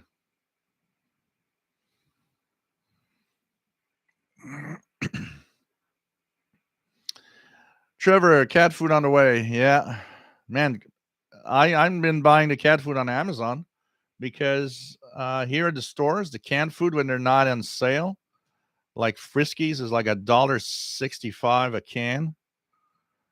And on Amazon, if I buy the big boxes, like 32 cans, they come out to roughly 90 cents a can. I mean, come on, 70 cents. I save 70 cents per can. That's a good saving, especially with cats that eat like crazy like I have. KW1161 says, I had a friend with a Hamsoft cartridge, VIC-20 decoding RTTY. Yeah, I remember I had the SWL cartridge for my Commodore 64 back then, for the Commodore 128 actually. Well, it was a Commodore 64 mode. And first thing ever I decoded that I still remember today, the Senegal news service in French. I was so amazed at decoding that on the Commodore's computer. And I was using my DX302 at the time, realistic DX302. Richard Califano says, hello, Shortwave, Danny Shortwave. Okay. What do we have? Mad Reader DXer, Jill, did you record that guy ranting about FT8? I would like to see that if you did. Unfortunately, you have to have the radio to that records to not record it. For some reason, I wasn't in that mode. I should have definitely recorded it. Next time, if he ever shows up again, because often they're not one-time idiots, I will surely record it. But he spent half an hour. I don't know why I didn't have the reflex. That's weird. I do YouTube videos. I have the recorder and the radio, and I completely didn't even think about recording it. I don't know. Sometimes the brain is weird. I should have recorded. That would have been a nice video also at the same time. But about 30 minutes.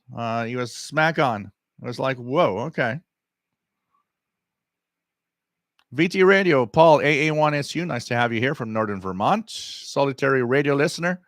Nice to have you here. Hey, I've been meaning to reply to you. I got your email about radio, the boredom of radio. I'm going to reply to your email soon this weekend. I'm going to try to reply to you. Thanks for sending that email. It's definitely an interesting story about talking about boredom of radio, getting bored and not really being interested, and all that the implicates, and not just radio, and every hobby we could have a boredom issue at some point. What else do we have?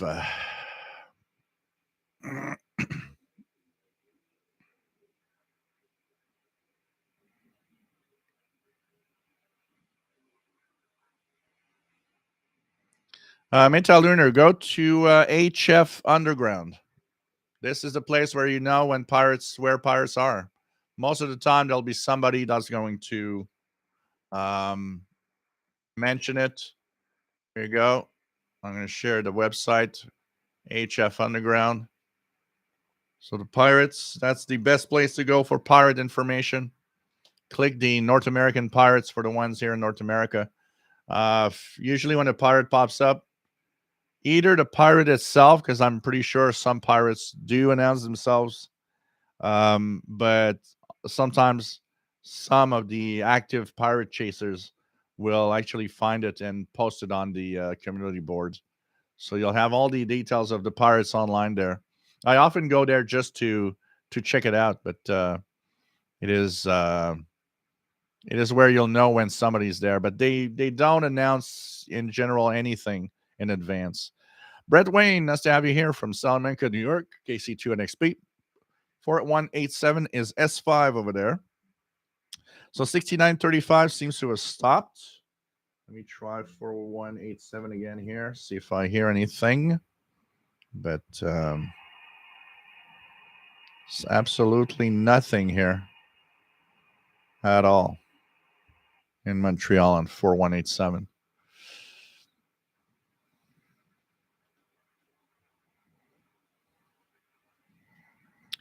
VT Radio 4187 faint. David's Radio Room. RJ Dakota, cheaper anything in bulk. It cuts down on packaging costs. Yeah, but even the bulk is cheaper bulk Amazon than bulk at the store. Matt, NDK2 starting to get Japanese hams, 10 meter FT8. Tim Smith missed 60 meter band as it was in the 70s. Yeah, with all the tropical stations listening to the shifting propagation from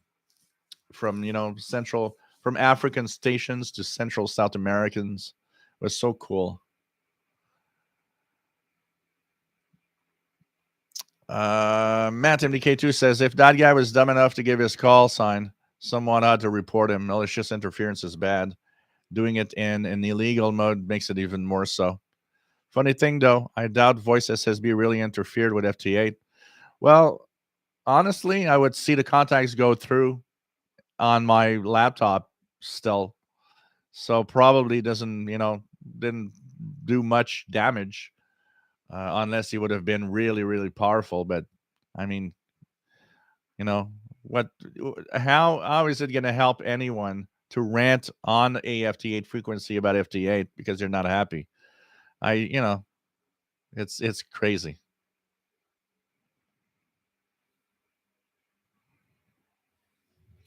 David in Barcelona, nice to have you here. EA3IEK, EA4998URE.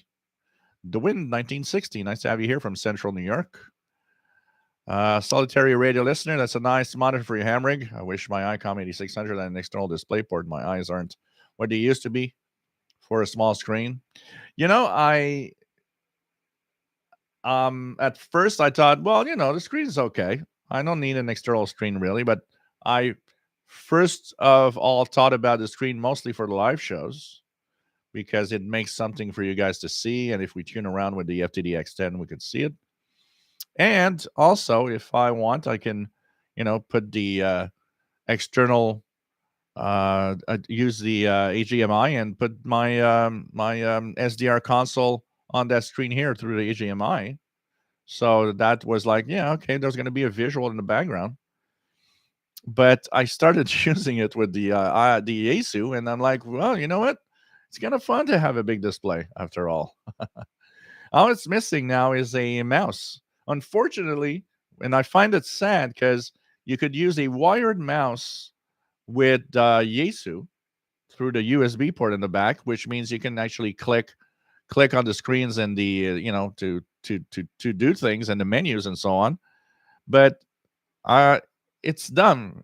It doesn't work with wireless mouse. You have to have a wired mouse. I don't want to have a mouse with a wire. I'm not going to use that. So I'm going to continue using the touchscreen. But if a wireless mouse would work, that'd be cool.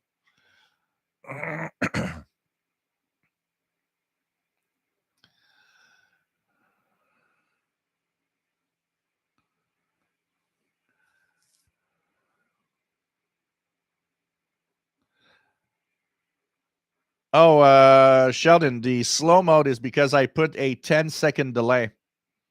So when you type, if you type 2 or 3 things in a row real quickly, it's not going to work. You have to wait 10 seconds in between each message that you send out. So if you try to send too many at the same time, that's why it's saying slow mode is on. So you just type, and then you can type again over 10 seconds. I use that to slow down the bots that post. But I'm not sure I would guess the rule applies to them too. But I've been using that to try to slow down the bots. So that's why. So if you post, you can only post again after 10-second delay. Paul Steckler, is it true that more pet food is consumed by humans than by pets? I have no idea. Could it be true? I wouldn't be surprised. I know one thing. A friend of mine that came over once. We had the you have the little treats that you give the cats, and they go nuts with these treats. Paul the cat, when he sees one, is just goes crazy. And one of my friends comes over and says, why do you go so nuts about it? He takes 2 or 3 of them and starts eating them. And I'm like, are you are you serious? And he says, yeah, I wanted to taste what it tastes like. And I said, what does it taste like? He says, it's nothing special. It's not bad. It's nothing special. Okay, well, I'm not going to taste it. So who knows? I got to say that some of the canned food for humans kind of look pretty much like cat food sometimes. Oh, man. Francis Moore, nice to have you here from Birmingham, UK. Greg says you should talk to Fred in the shed. He has a CB, talks in USB lab. He has a YouTube channel in Great Britain. Cool. Gonna check that out. The Win 1960. Nice to have you here. Cliff Moores. Nice to have you here. Bob T from frigid Northeast Ohio. Nice to have you on board. Richard Wagner, you're waiting for cat food. What's Paul gonna have? Chinese? uh, Sean and Harvey, spam and not the computer kind. Yeah, that's pretty much cat food. Looks like it, anyways. That's for sure. That and Paris pâté that my mom would buy when I was young. I don't know if you guys have that in the U.S., but we have something here called Paris pâté, and it's got a little Eiffel Tower on the can. God, that and cat food not only looks, but pretty much smells the same. Oh God, my mom would buy that when I was young, and I would actually eat it. Yuck! I would not buy that today. Mark, nice to have you on board from Vancouver. Richard Wagner says, try Chewy. Oh, man. Keegan DXer, my dad buys Meow Mix for our 3 cats. Shannon Harvey, how about those cordon bleu meatballs in a tin? Yeah, pretty much the same thing. I actually had a, you know what, Sheldon? I actually had a friend of mine that I went, invited me for supper, and he had made pasta with meatballs, and so I started eating the pasta and the meatballs. I'm like, oh, so did you do that yourself? There's no, I just threw a can of cordon bleu meatballs and pasta, and that's it. I was like, oh, okay. That's not a recipe I'm going to try to remember. Like, yeah, no, I don't want that. Jim Gordon, I can remember cats sitting for 2 cats here in Scotland. One was a gluten, the other hardly ate. I found out this was due to an eccentric lady who used to feed all the local cats with chicken legs. Youch. Okay. Mad Reader DXer, what a great cook that guy is. Yeah. It's like you're almost expecting some interesting, homemade pasta or something, but like cordon bleu meatballs with pasta. Okay. Okay. Let's forget that. Let's try to forget that. Not a recipe I'm gonna make. Don't worry. I actually have no idea. I got a big, if you guys have an idea of an easy recipe, I've got a big chunk of ground beef that's looking at me in the fridge, and I'm like, what could I do quickly with my ground beef for supper after the show ends? Anyways, this is not a cooking show. Cooking in shortwave. While listening to Radio Romania, we're going to cook ourselves a Romanian dish. The funny thing about the cats here is that Paul eats like a pig, so he's really fat now, and I'm trying to find a way that I could, try to put the cat on diet. And Mignon is the opposite. She eats a little bit, she's okay, and she stays thin and really nice. It's like, yeah. Pâté de foie gras. I gotta say I like pâté de foie gras, but it has to be real good, not the usual kind you find everywhere. Madrid DX, it reminds me of an episode of The Simpsons, steamed clams, no steamed hams. RJDA Dakota, Romanian goulash. Bob T, I use an app called Morse Pad on my iPad and iPhone, but typically this translates Morse code beacons as a string of characters and numbers and maybe a word. How do you interpret this?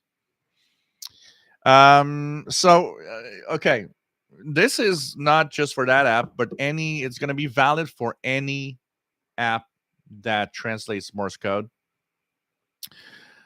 First of all, one of the things you need to make sure is that it's set, because a lot of apps have that mode, for automatic speed detection, so that it can actually adjust itself to the speed of the incoming Morse code.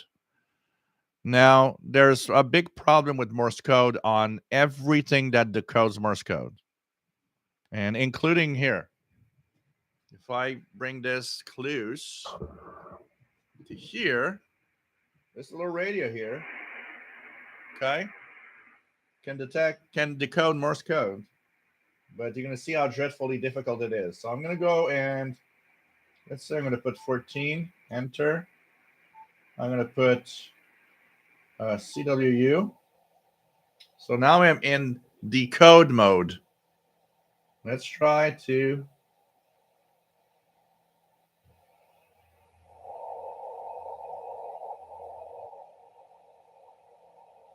I'm going to put the roofing filter wider.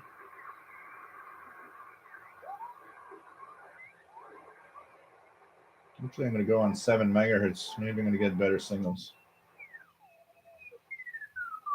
Here we go.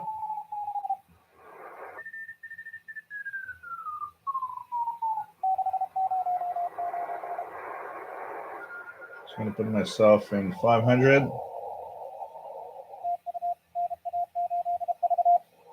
So now we're supposed to have some decoding going on here. Problem is,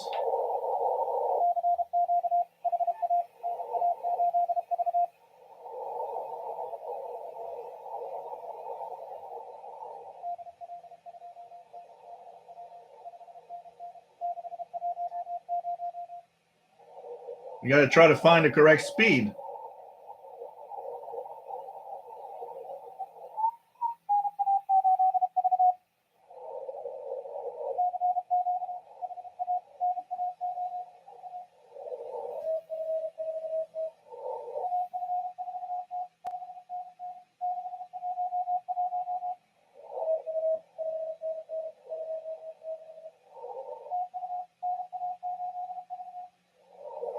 There we go. I found the speed by tuning slowly. So now you have, and it's even a rough decode here.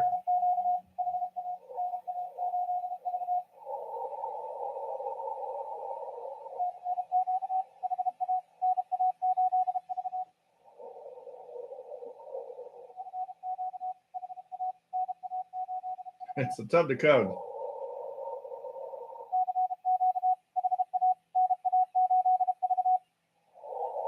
NA8V, I think that's it. So this call is N8 November Alpha 8 Victor. So it's like CQHANA8V. So anyways, this is the decoding capability of the FTDX10, which is kind of difficult because, as you see, this one does not have automatic detection of speed.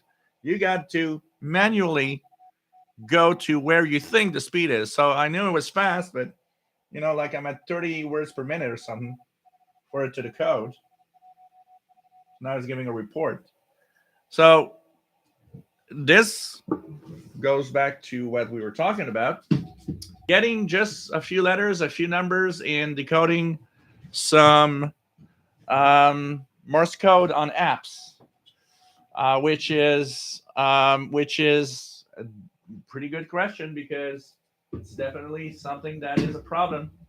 And a lot of people will come back to me over time and say, hey, I can't decode really well any Morse code on these apps or on any programs, and on PCs, on iPads, any app that you use.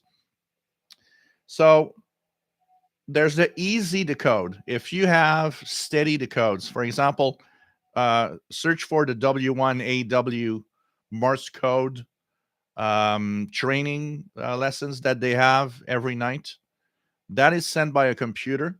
You'll notice that the decode of those are really, really good. And you'll see that the words are well done. The spacing is okay in general. Make sure that you don't have too much noise in between the Morse code letters. So if you have like on this, I can set the AJC to slow. On a portable, often you don't have much choice with that because the noise in the background can also interfere with the decode of the app. Make sure that you detect the speed correctly, but the worst is trying to decode, like here, try to decode human sent Morse code. It's very, very difficult. And most apps don't work very well in decoding it. And the reason is a computer, a tablet, the software requires extremely precise timing. It needs to be in a very precise pattern.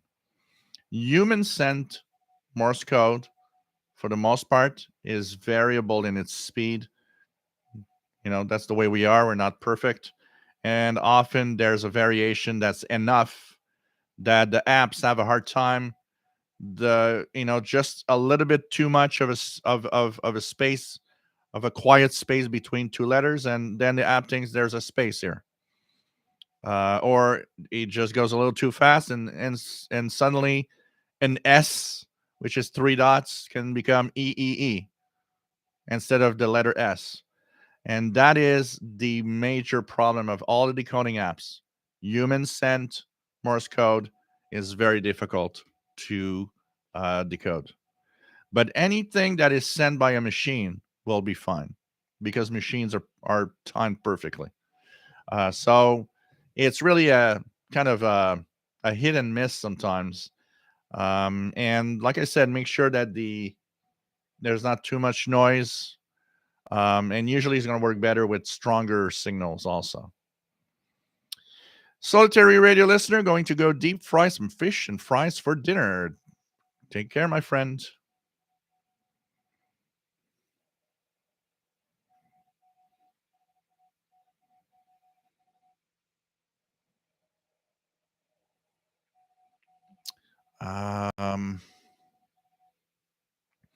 So it's not always easy. On beacons, you should have maybe better luck, by the way, because they are sent by machines. Just make sure that the speed is correct. Even auto speed sometimes a little off. So if you see that the auto speed on the app says this is sent at 15 words per minute, sometimes if it doesn't decode well on a beacon, for example, you might want to just maybe put it a little faster, a little slower, just tweak the speed manually. Sometimes it's going to help out also.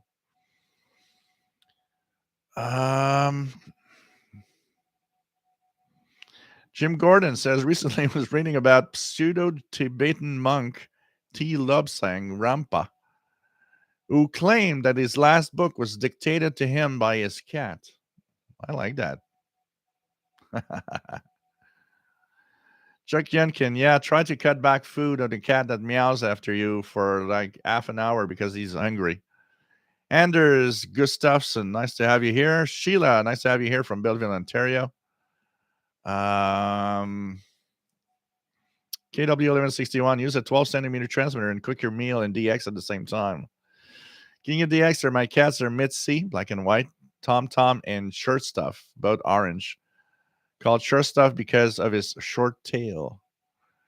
David's Radio Room, some of us in the chat room are in slow mode too. Francis Moore, great setup, Jill, thank you. Yeah, non-moderators are in slow mode, yeah. Tim Smith, CW needs to be perfect to be decoded. Yep. Yeah, because your brain can compensate. And that's the thing about decoding it with your brain is decoding Morse code by listening to it. Your brain adjusts itself and it knows what pattern to expect. It knows it can, it's using its intelligence to cope with the fact that it's not always precise, but still predict in advance, well, that must be what's next. So, even if it's not perfect, our brain works well at decoding Morse code more than a computer. Maybe with, computers that will have like AI, the artificial intelligence might actually work well in helping make better the codes. Anders Gustafsson says Sweden is with you today. Heard a lot of US stations 11 meters. Cool. Danny Shortwave Radio DX. Slow mode is on. Keeps the dating bots and dummies lined up to get swatted with the wrench. Yep.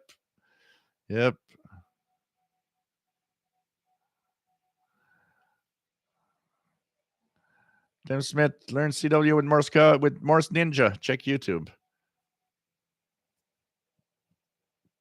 I got your ears lowered. Yeah, to win 1960. Bob T. Okay, thanks. Glad to hear I'm not the only one having an issue with this. I have been using auto speed detect. Yeah, it's a tough one. Human sent Morse code is particularly tough, honestly. It is particularly tough.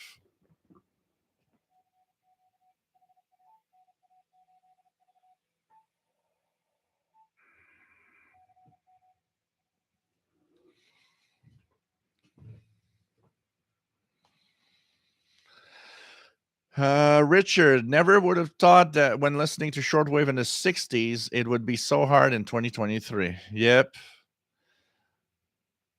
The biggest problem with with what happens today, and that's what is we didn't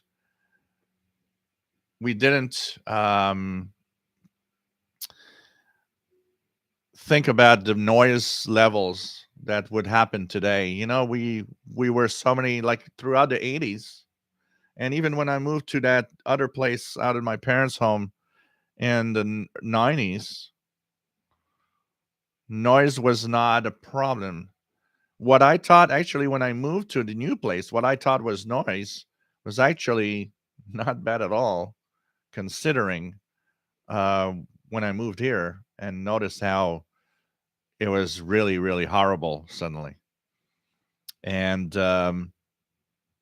it's not something you think about. In the 80s, apart from my neighbor's Sony TV that buzzed a little bit, and I mean, it buzzed just a little bit.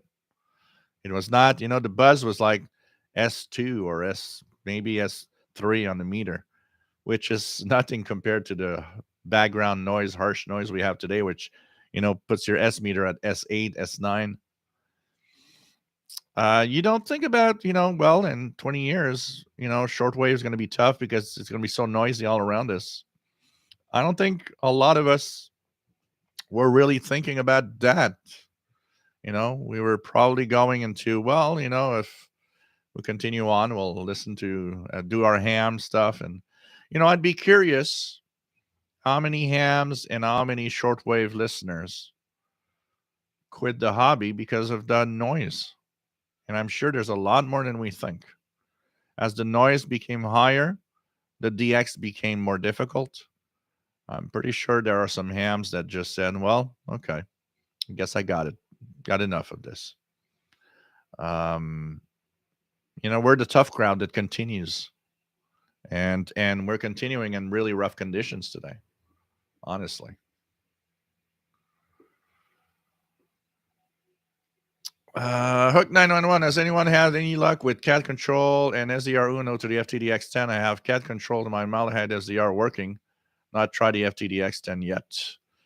With SDR Uno, I've not tried anything with that.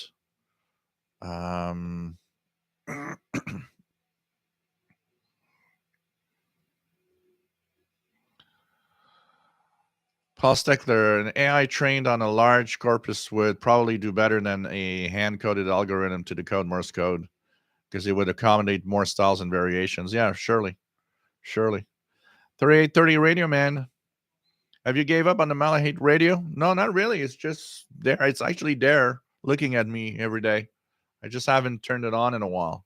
Need to check it out.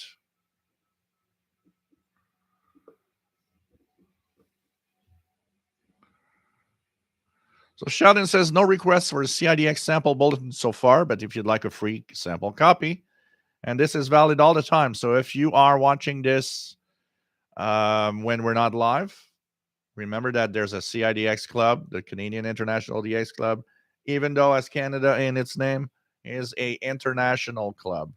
So, Canada's first, but international second. It has everything for everybody from around the world. My utility column is not just Canadian stuff, it's utility signals from around the world that we talk about. And it is a great, great bulletin for anybody that wants to check it out. If you've never asked for a free sample copy, please do ask for one. Sample at cidxclub.ca. You can see it in the chat room. Sheldon Harvey posted the email. And hey, if you like, why not subscribe and be part of a member of the club? You'll be able also to join our Zoom meetings. Bulletin has a lot of information, and it's really, really good. Good place to start if you're new to the hobby. Also, we're so advanced today, but can't stop the noise. Well, there's all sorts of algorithm for noise canceling, for sure. And an example of that, I was reading a article where they were showing, kind of talking about the processing they use. So the Voyager spacecrafts are really, really far beyond the orbit of Pluto. They're outside of our the bubble of our solar system, basically. And they have 5 watts in the antenna. So that little spacecraft, billions of miles from here, sends a signal that is 5 watts towards the Earth.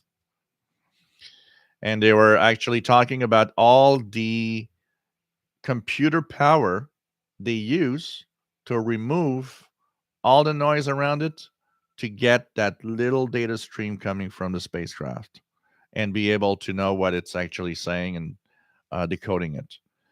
So with power and with good processing power, there's definitely an ability to remove noise. There's, some of it shows. Just look here on that that Yaesu radio I got. There's a digital noise reduction. Works decently well in some circumstances. It's a demonstration of computing power being used to lower noise levels. So there's things we can do, but it depends on the noise. It depends on so many things, and it's still not perfect. Edward, glad you mentioned AI. Could it help with noise? And I think it would probably if at some point, definitely. For example, input a weak signal and it makes it sound like the transmitter is nearby. Imagine all the cat food we could buy if we patented this. That's where I think digital noise reduction in these radios today happen. They're computing algorithms and trying to remove what is around what we want to listen to. In some cases, for example, here in the Morse code, works great. And the human voice can work pretty good, but it's more difficult. The human voice has a lot of frequencies. When you talk, different people have different voice levels. So you've the algorithms got to take that into account. But it's surprising where we can get today. Still, the thing that we got to remember, because I think a lot of people think the digital noise reduction gets you that signal out of the noise. It removes noise around a signal that is strong enough to be there. It does not bring you DX that you couldn't get because it's in the noise. It cannot remove noise from a signal that's washed in it. It doesn't know what noise and what a real signal is within there. That's where maybe AI could be powerful. Being able to see something and say, okay, this is human voice within that noise pattern. And so let's remove the pattern of the noise, keep just that in it. That could be very powerful someday, actually.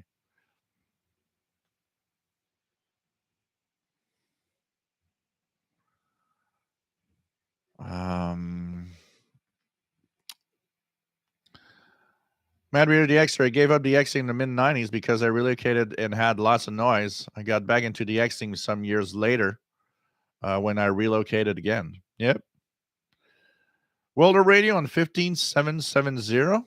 That is playing with our friend Glenn Hauser. TV Ostrowski joined CIDX last week. Lots of reading in the bulletin.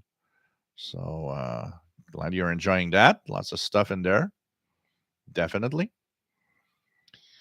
David White says Mr. Carlson's lab channel is restoring a high-end shortwave receiver right now. See that even back in 1950, they were shielding the power cord to the wall outlet.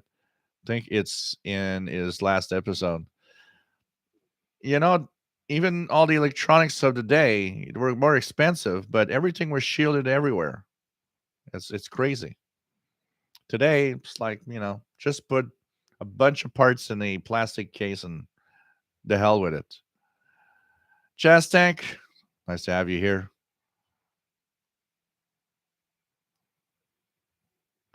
Greg gets bored with TV, but not with shortwave listening and SSB listening or painting pictures. Cool. Got to keep busy. David White, also silver wall paint to keep signals out and also in for large server farms. In 1960, trying to make a vertical antenna for shortwave listening using a 102-inch fiberglass whip and 3.5-inch diameter and wound coil. Huh.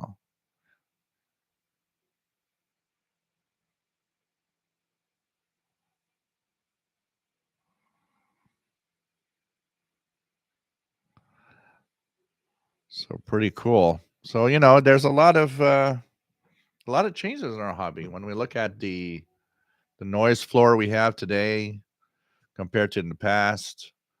I mean, it's crazy, and all the decoding apps, decoding stuff. I mean, this decodes all sorts of things. I don't know if we can get more. We're gonna try a few things here. Let's bring this closer here.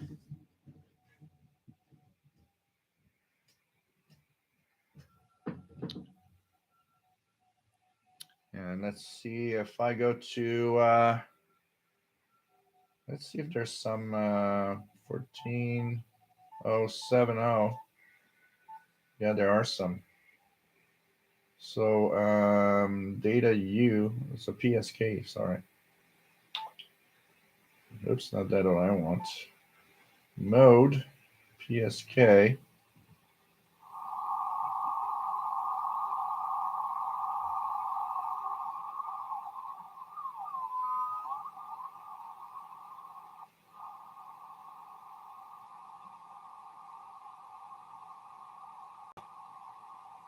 Try to get some PSK here.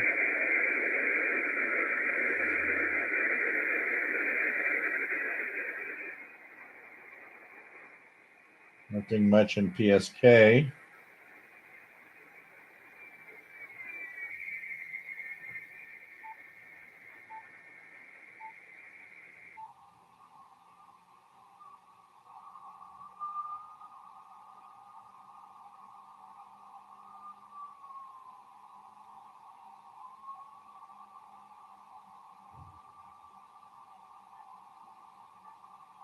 Oops, do something here to code.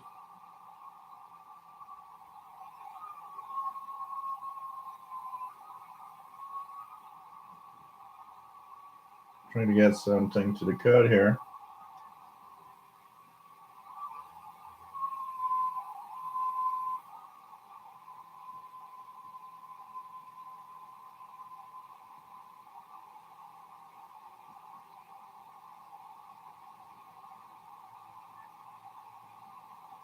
Level 40.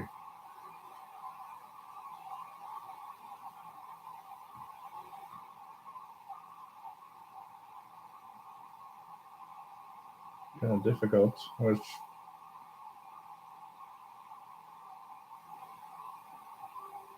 Not a lot of PSK 31 today.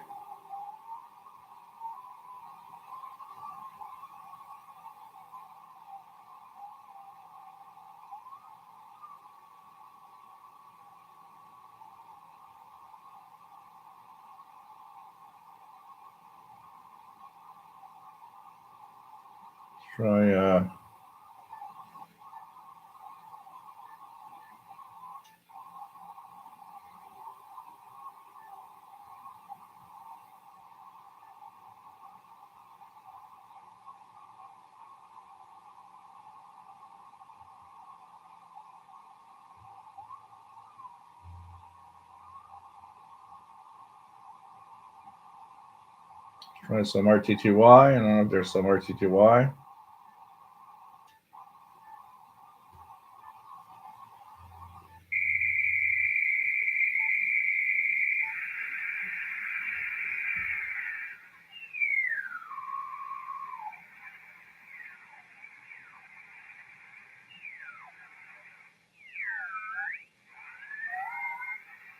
Oh.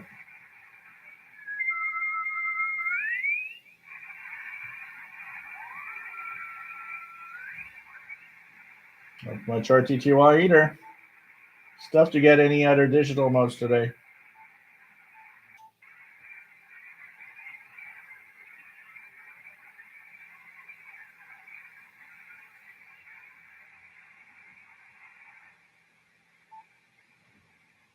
Oh well, I wanted to do a little bit of examples, but not much to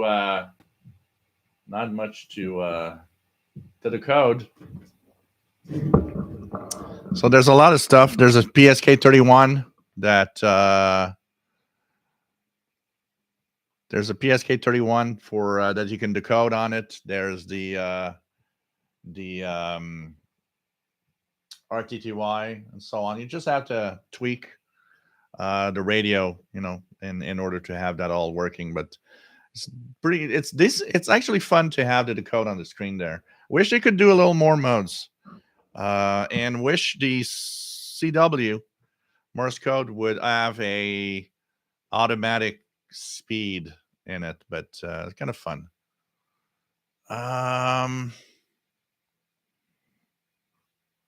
What else do we have? But Mr. Carson's lab, I check a lot of stuff. He's got so much fun videos of restoration of all sorts of things. It's pretty crazy. I love it.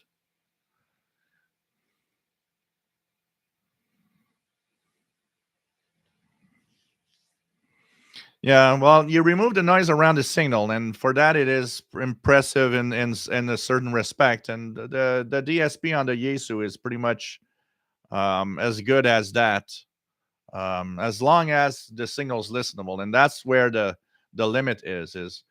It definitely can remove the noise around and make listening easier, but it does not get a noise, a signal that's washed in the noise out of the noise. And that's what we need much more in our future listening. But yeah, definitely, it's kind of cool to see that see those algorithms in action, removing noise around signals that can be heard. So yeah, I'm gonna check it out. Do a compare video with the FTDX10. Might be interesting. Definitely, Hook 911. Francis Moore, thank you for the tip. Paul Steckler just sent for a subscription of 3 years. Cool. Welcome to the gang. Ronsi, nice to have you on board from Saint-Hubert. Yes, nice toys, definitely.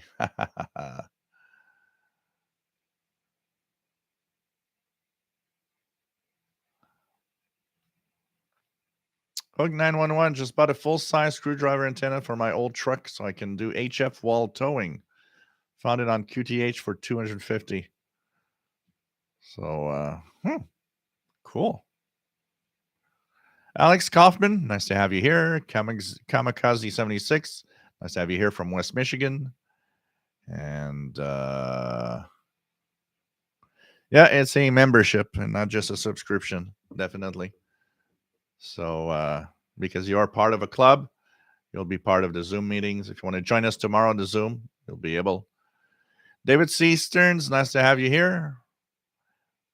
And nice to have you on board.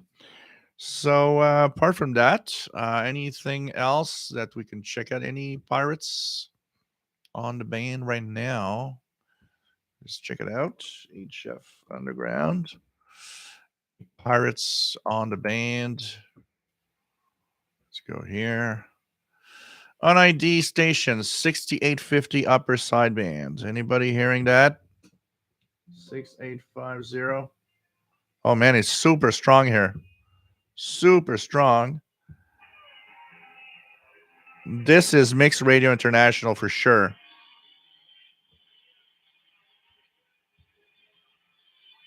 It's playing Coldplay song. It's a Coldplay song playing. Let's try it on the let's try it here on the Yisu 685.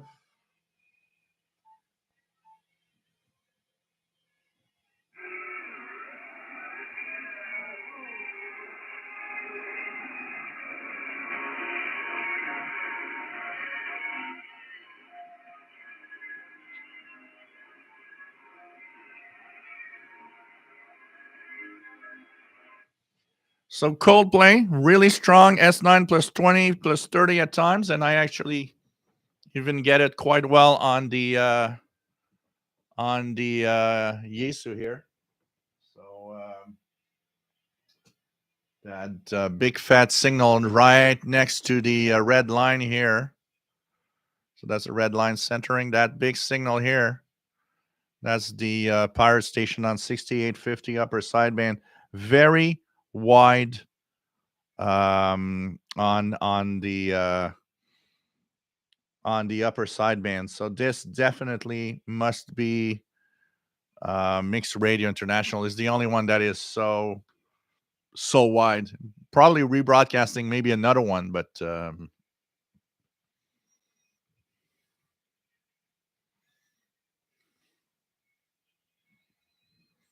JK, how do you join what? The membership of the CIDX? Just join the just send your request to CIDX club at you can ask for a sample first of all, sample at cidxclub.ca, and there you can have all the details for joining. You can pay by PayPal to join for the club. Mr. C's Garage, nice to have you here.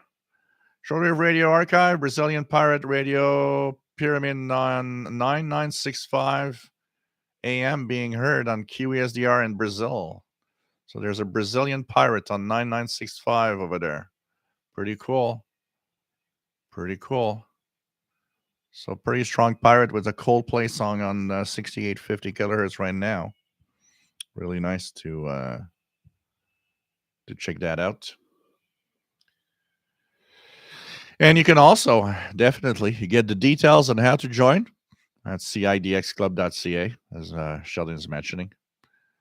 And David C. Stern says, CIDX membership is a great resource, well worth being a member, joined in March 2022.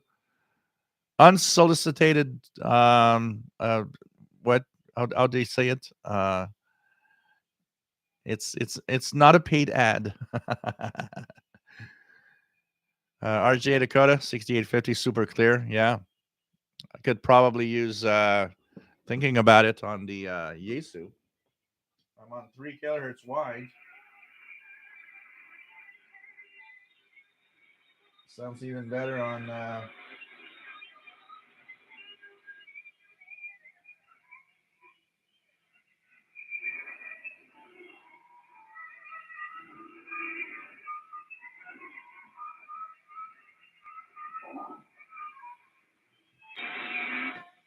pretty cool.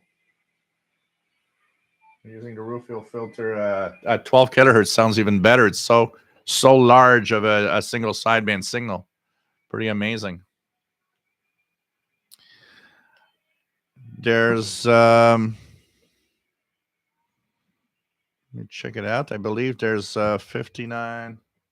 There's a strong signal on 68.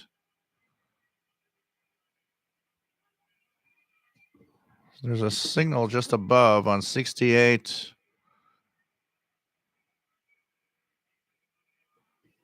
Let me check it out here. What is that big signal up there? So we have this here.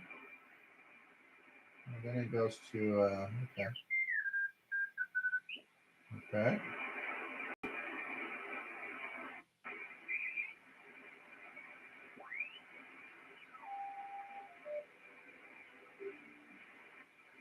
There's one in AM mode on 6865. That's what I see on the SDR here. It's actually better on the ML830. So there's a AM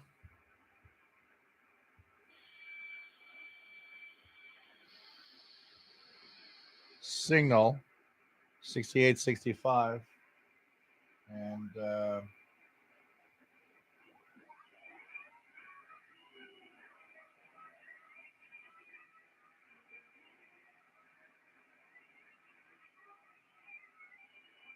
and of course, the very strong one in upper sideband on 6850.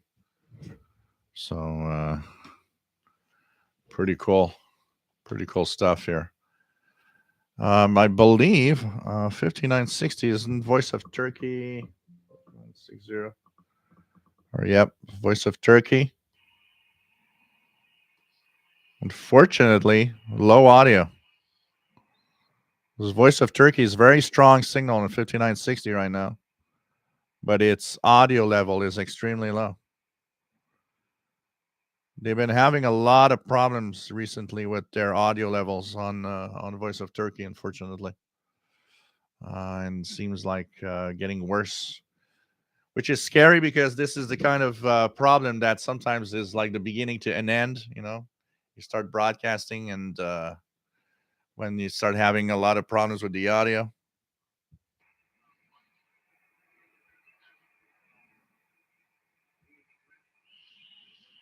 A little better now, but if I put it at so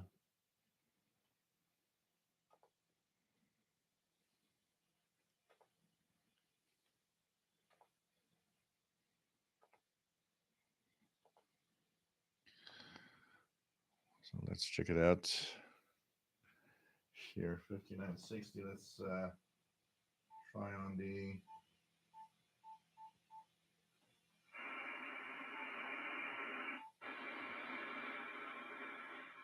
yeah, extremely low audio.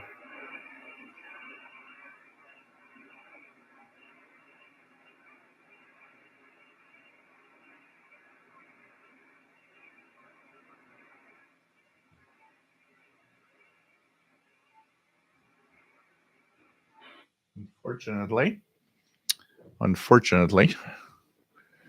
Yeah, DX160 Radio Shack shortwave. A lot of people started with that radio back in the day. It was one of the radios that brought a lot of people into the hobby suddenly. That's for sure. So hey guys, we've been on for 3 hours. I want to thank everybody for being here. I think it was a lot of fun to be here today. Hope you enjoyed the show. I'm starting to get hungry and a little tired. Hope you enjoyed. We'll be back next Saturday at 20 hours Universal Time. And of course, we'll continue posting in the Facebook group. Tonight is my Saturday night of radio. So usually I spend most of the night, I'll be here.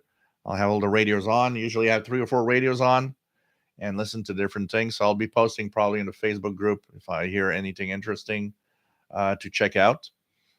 Thanks to all those that have asked us for a sample or have joined the Canadian International DX Club. You'll have a great bulletin every month with tons of information. You're part of a club. It's a membership. I hope to see a lot of you tomorrow at the Zoom meeting, 1800 hours Universal Time. Sheldon sent all the details for the Zoom for the members. It is a club member only. And so if you're part of CIDX, and you will be able to join the Zoom tomorrow. If you wouldn't be nice to see you if you've never joined, and if you're camera shy, no worry, you can just have audio. It's fine. So thanks everybody for being here. Thanks all for being great fans of the channel. Try to post as many videos as I can. I am thinking of maybe doing a little walk in the winter weather park this week. So I don't know how we're going to call them, but the winter outdoor listening videos may be coming this week.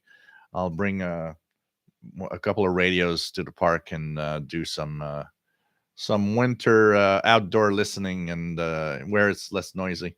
So we'll try to do a few videos with that this week and show you guys around a little bit with the high skating rinks and the snow in the parks, what it looks like here in Montreal. So thanks everybody for being here. Thanks for being great fans, and see you next Saturday, 20 hours Universal Time, guys.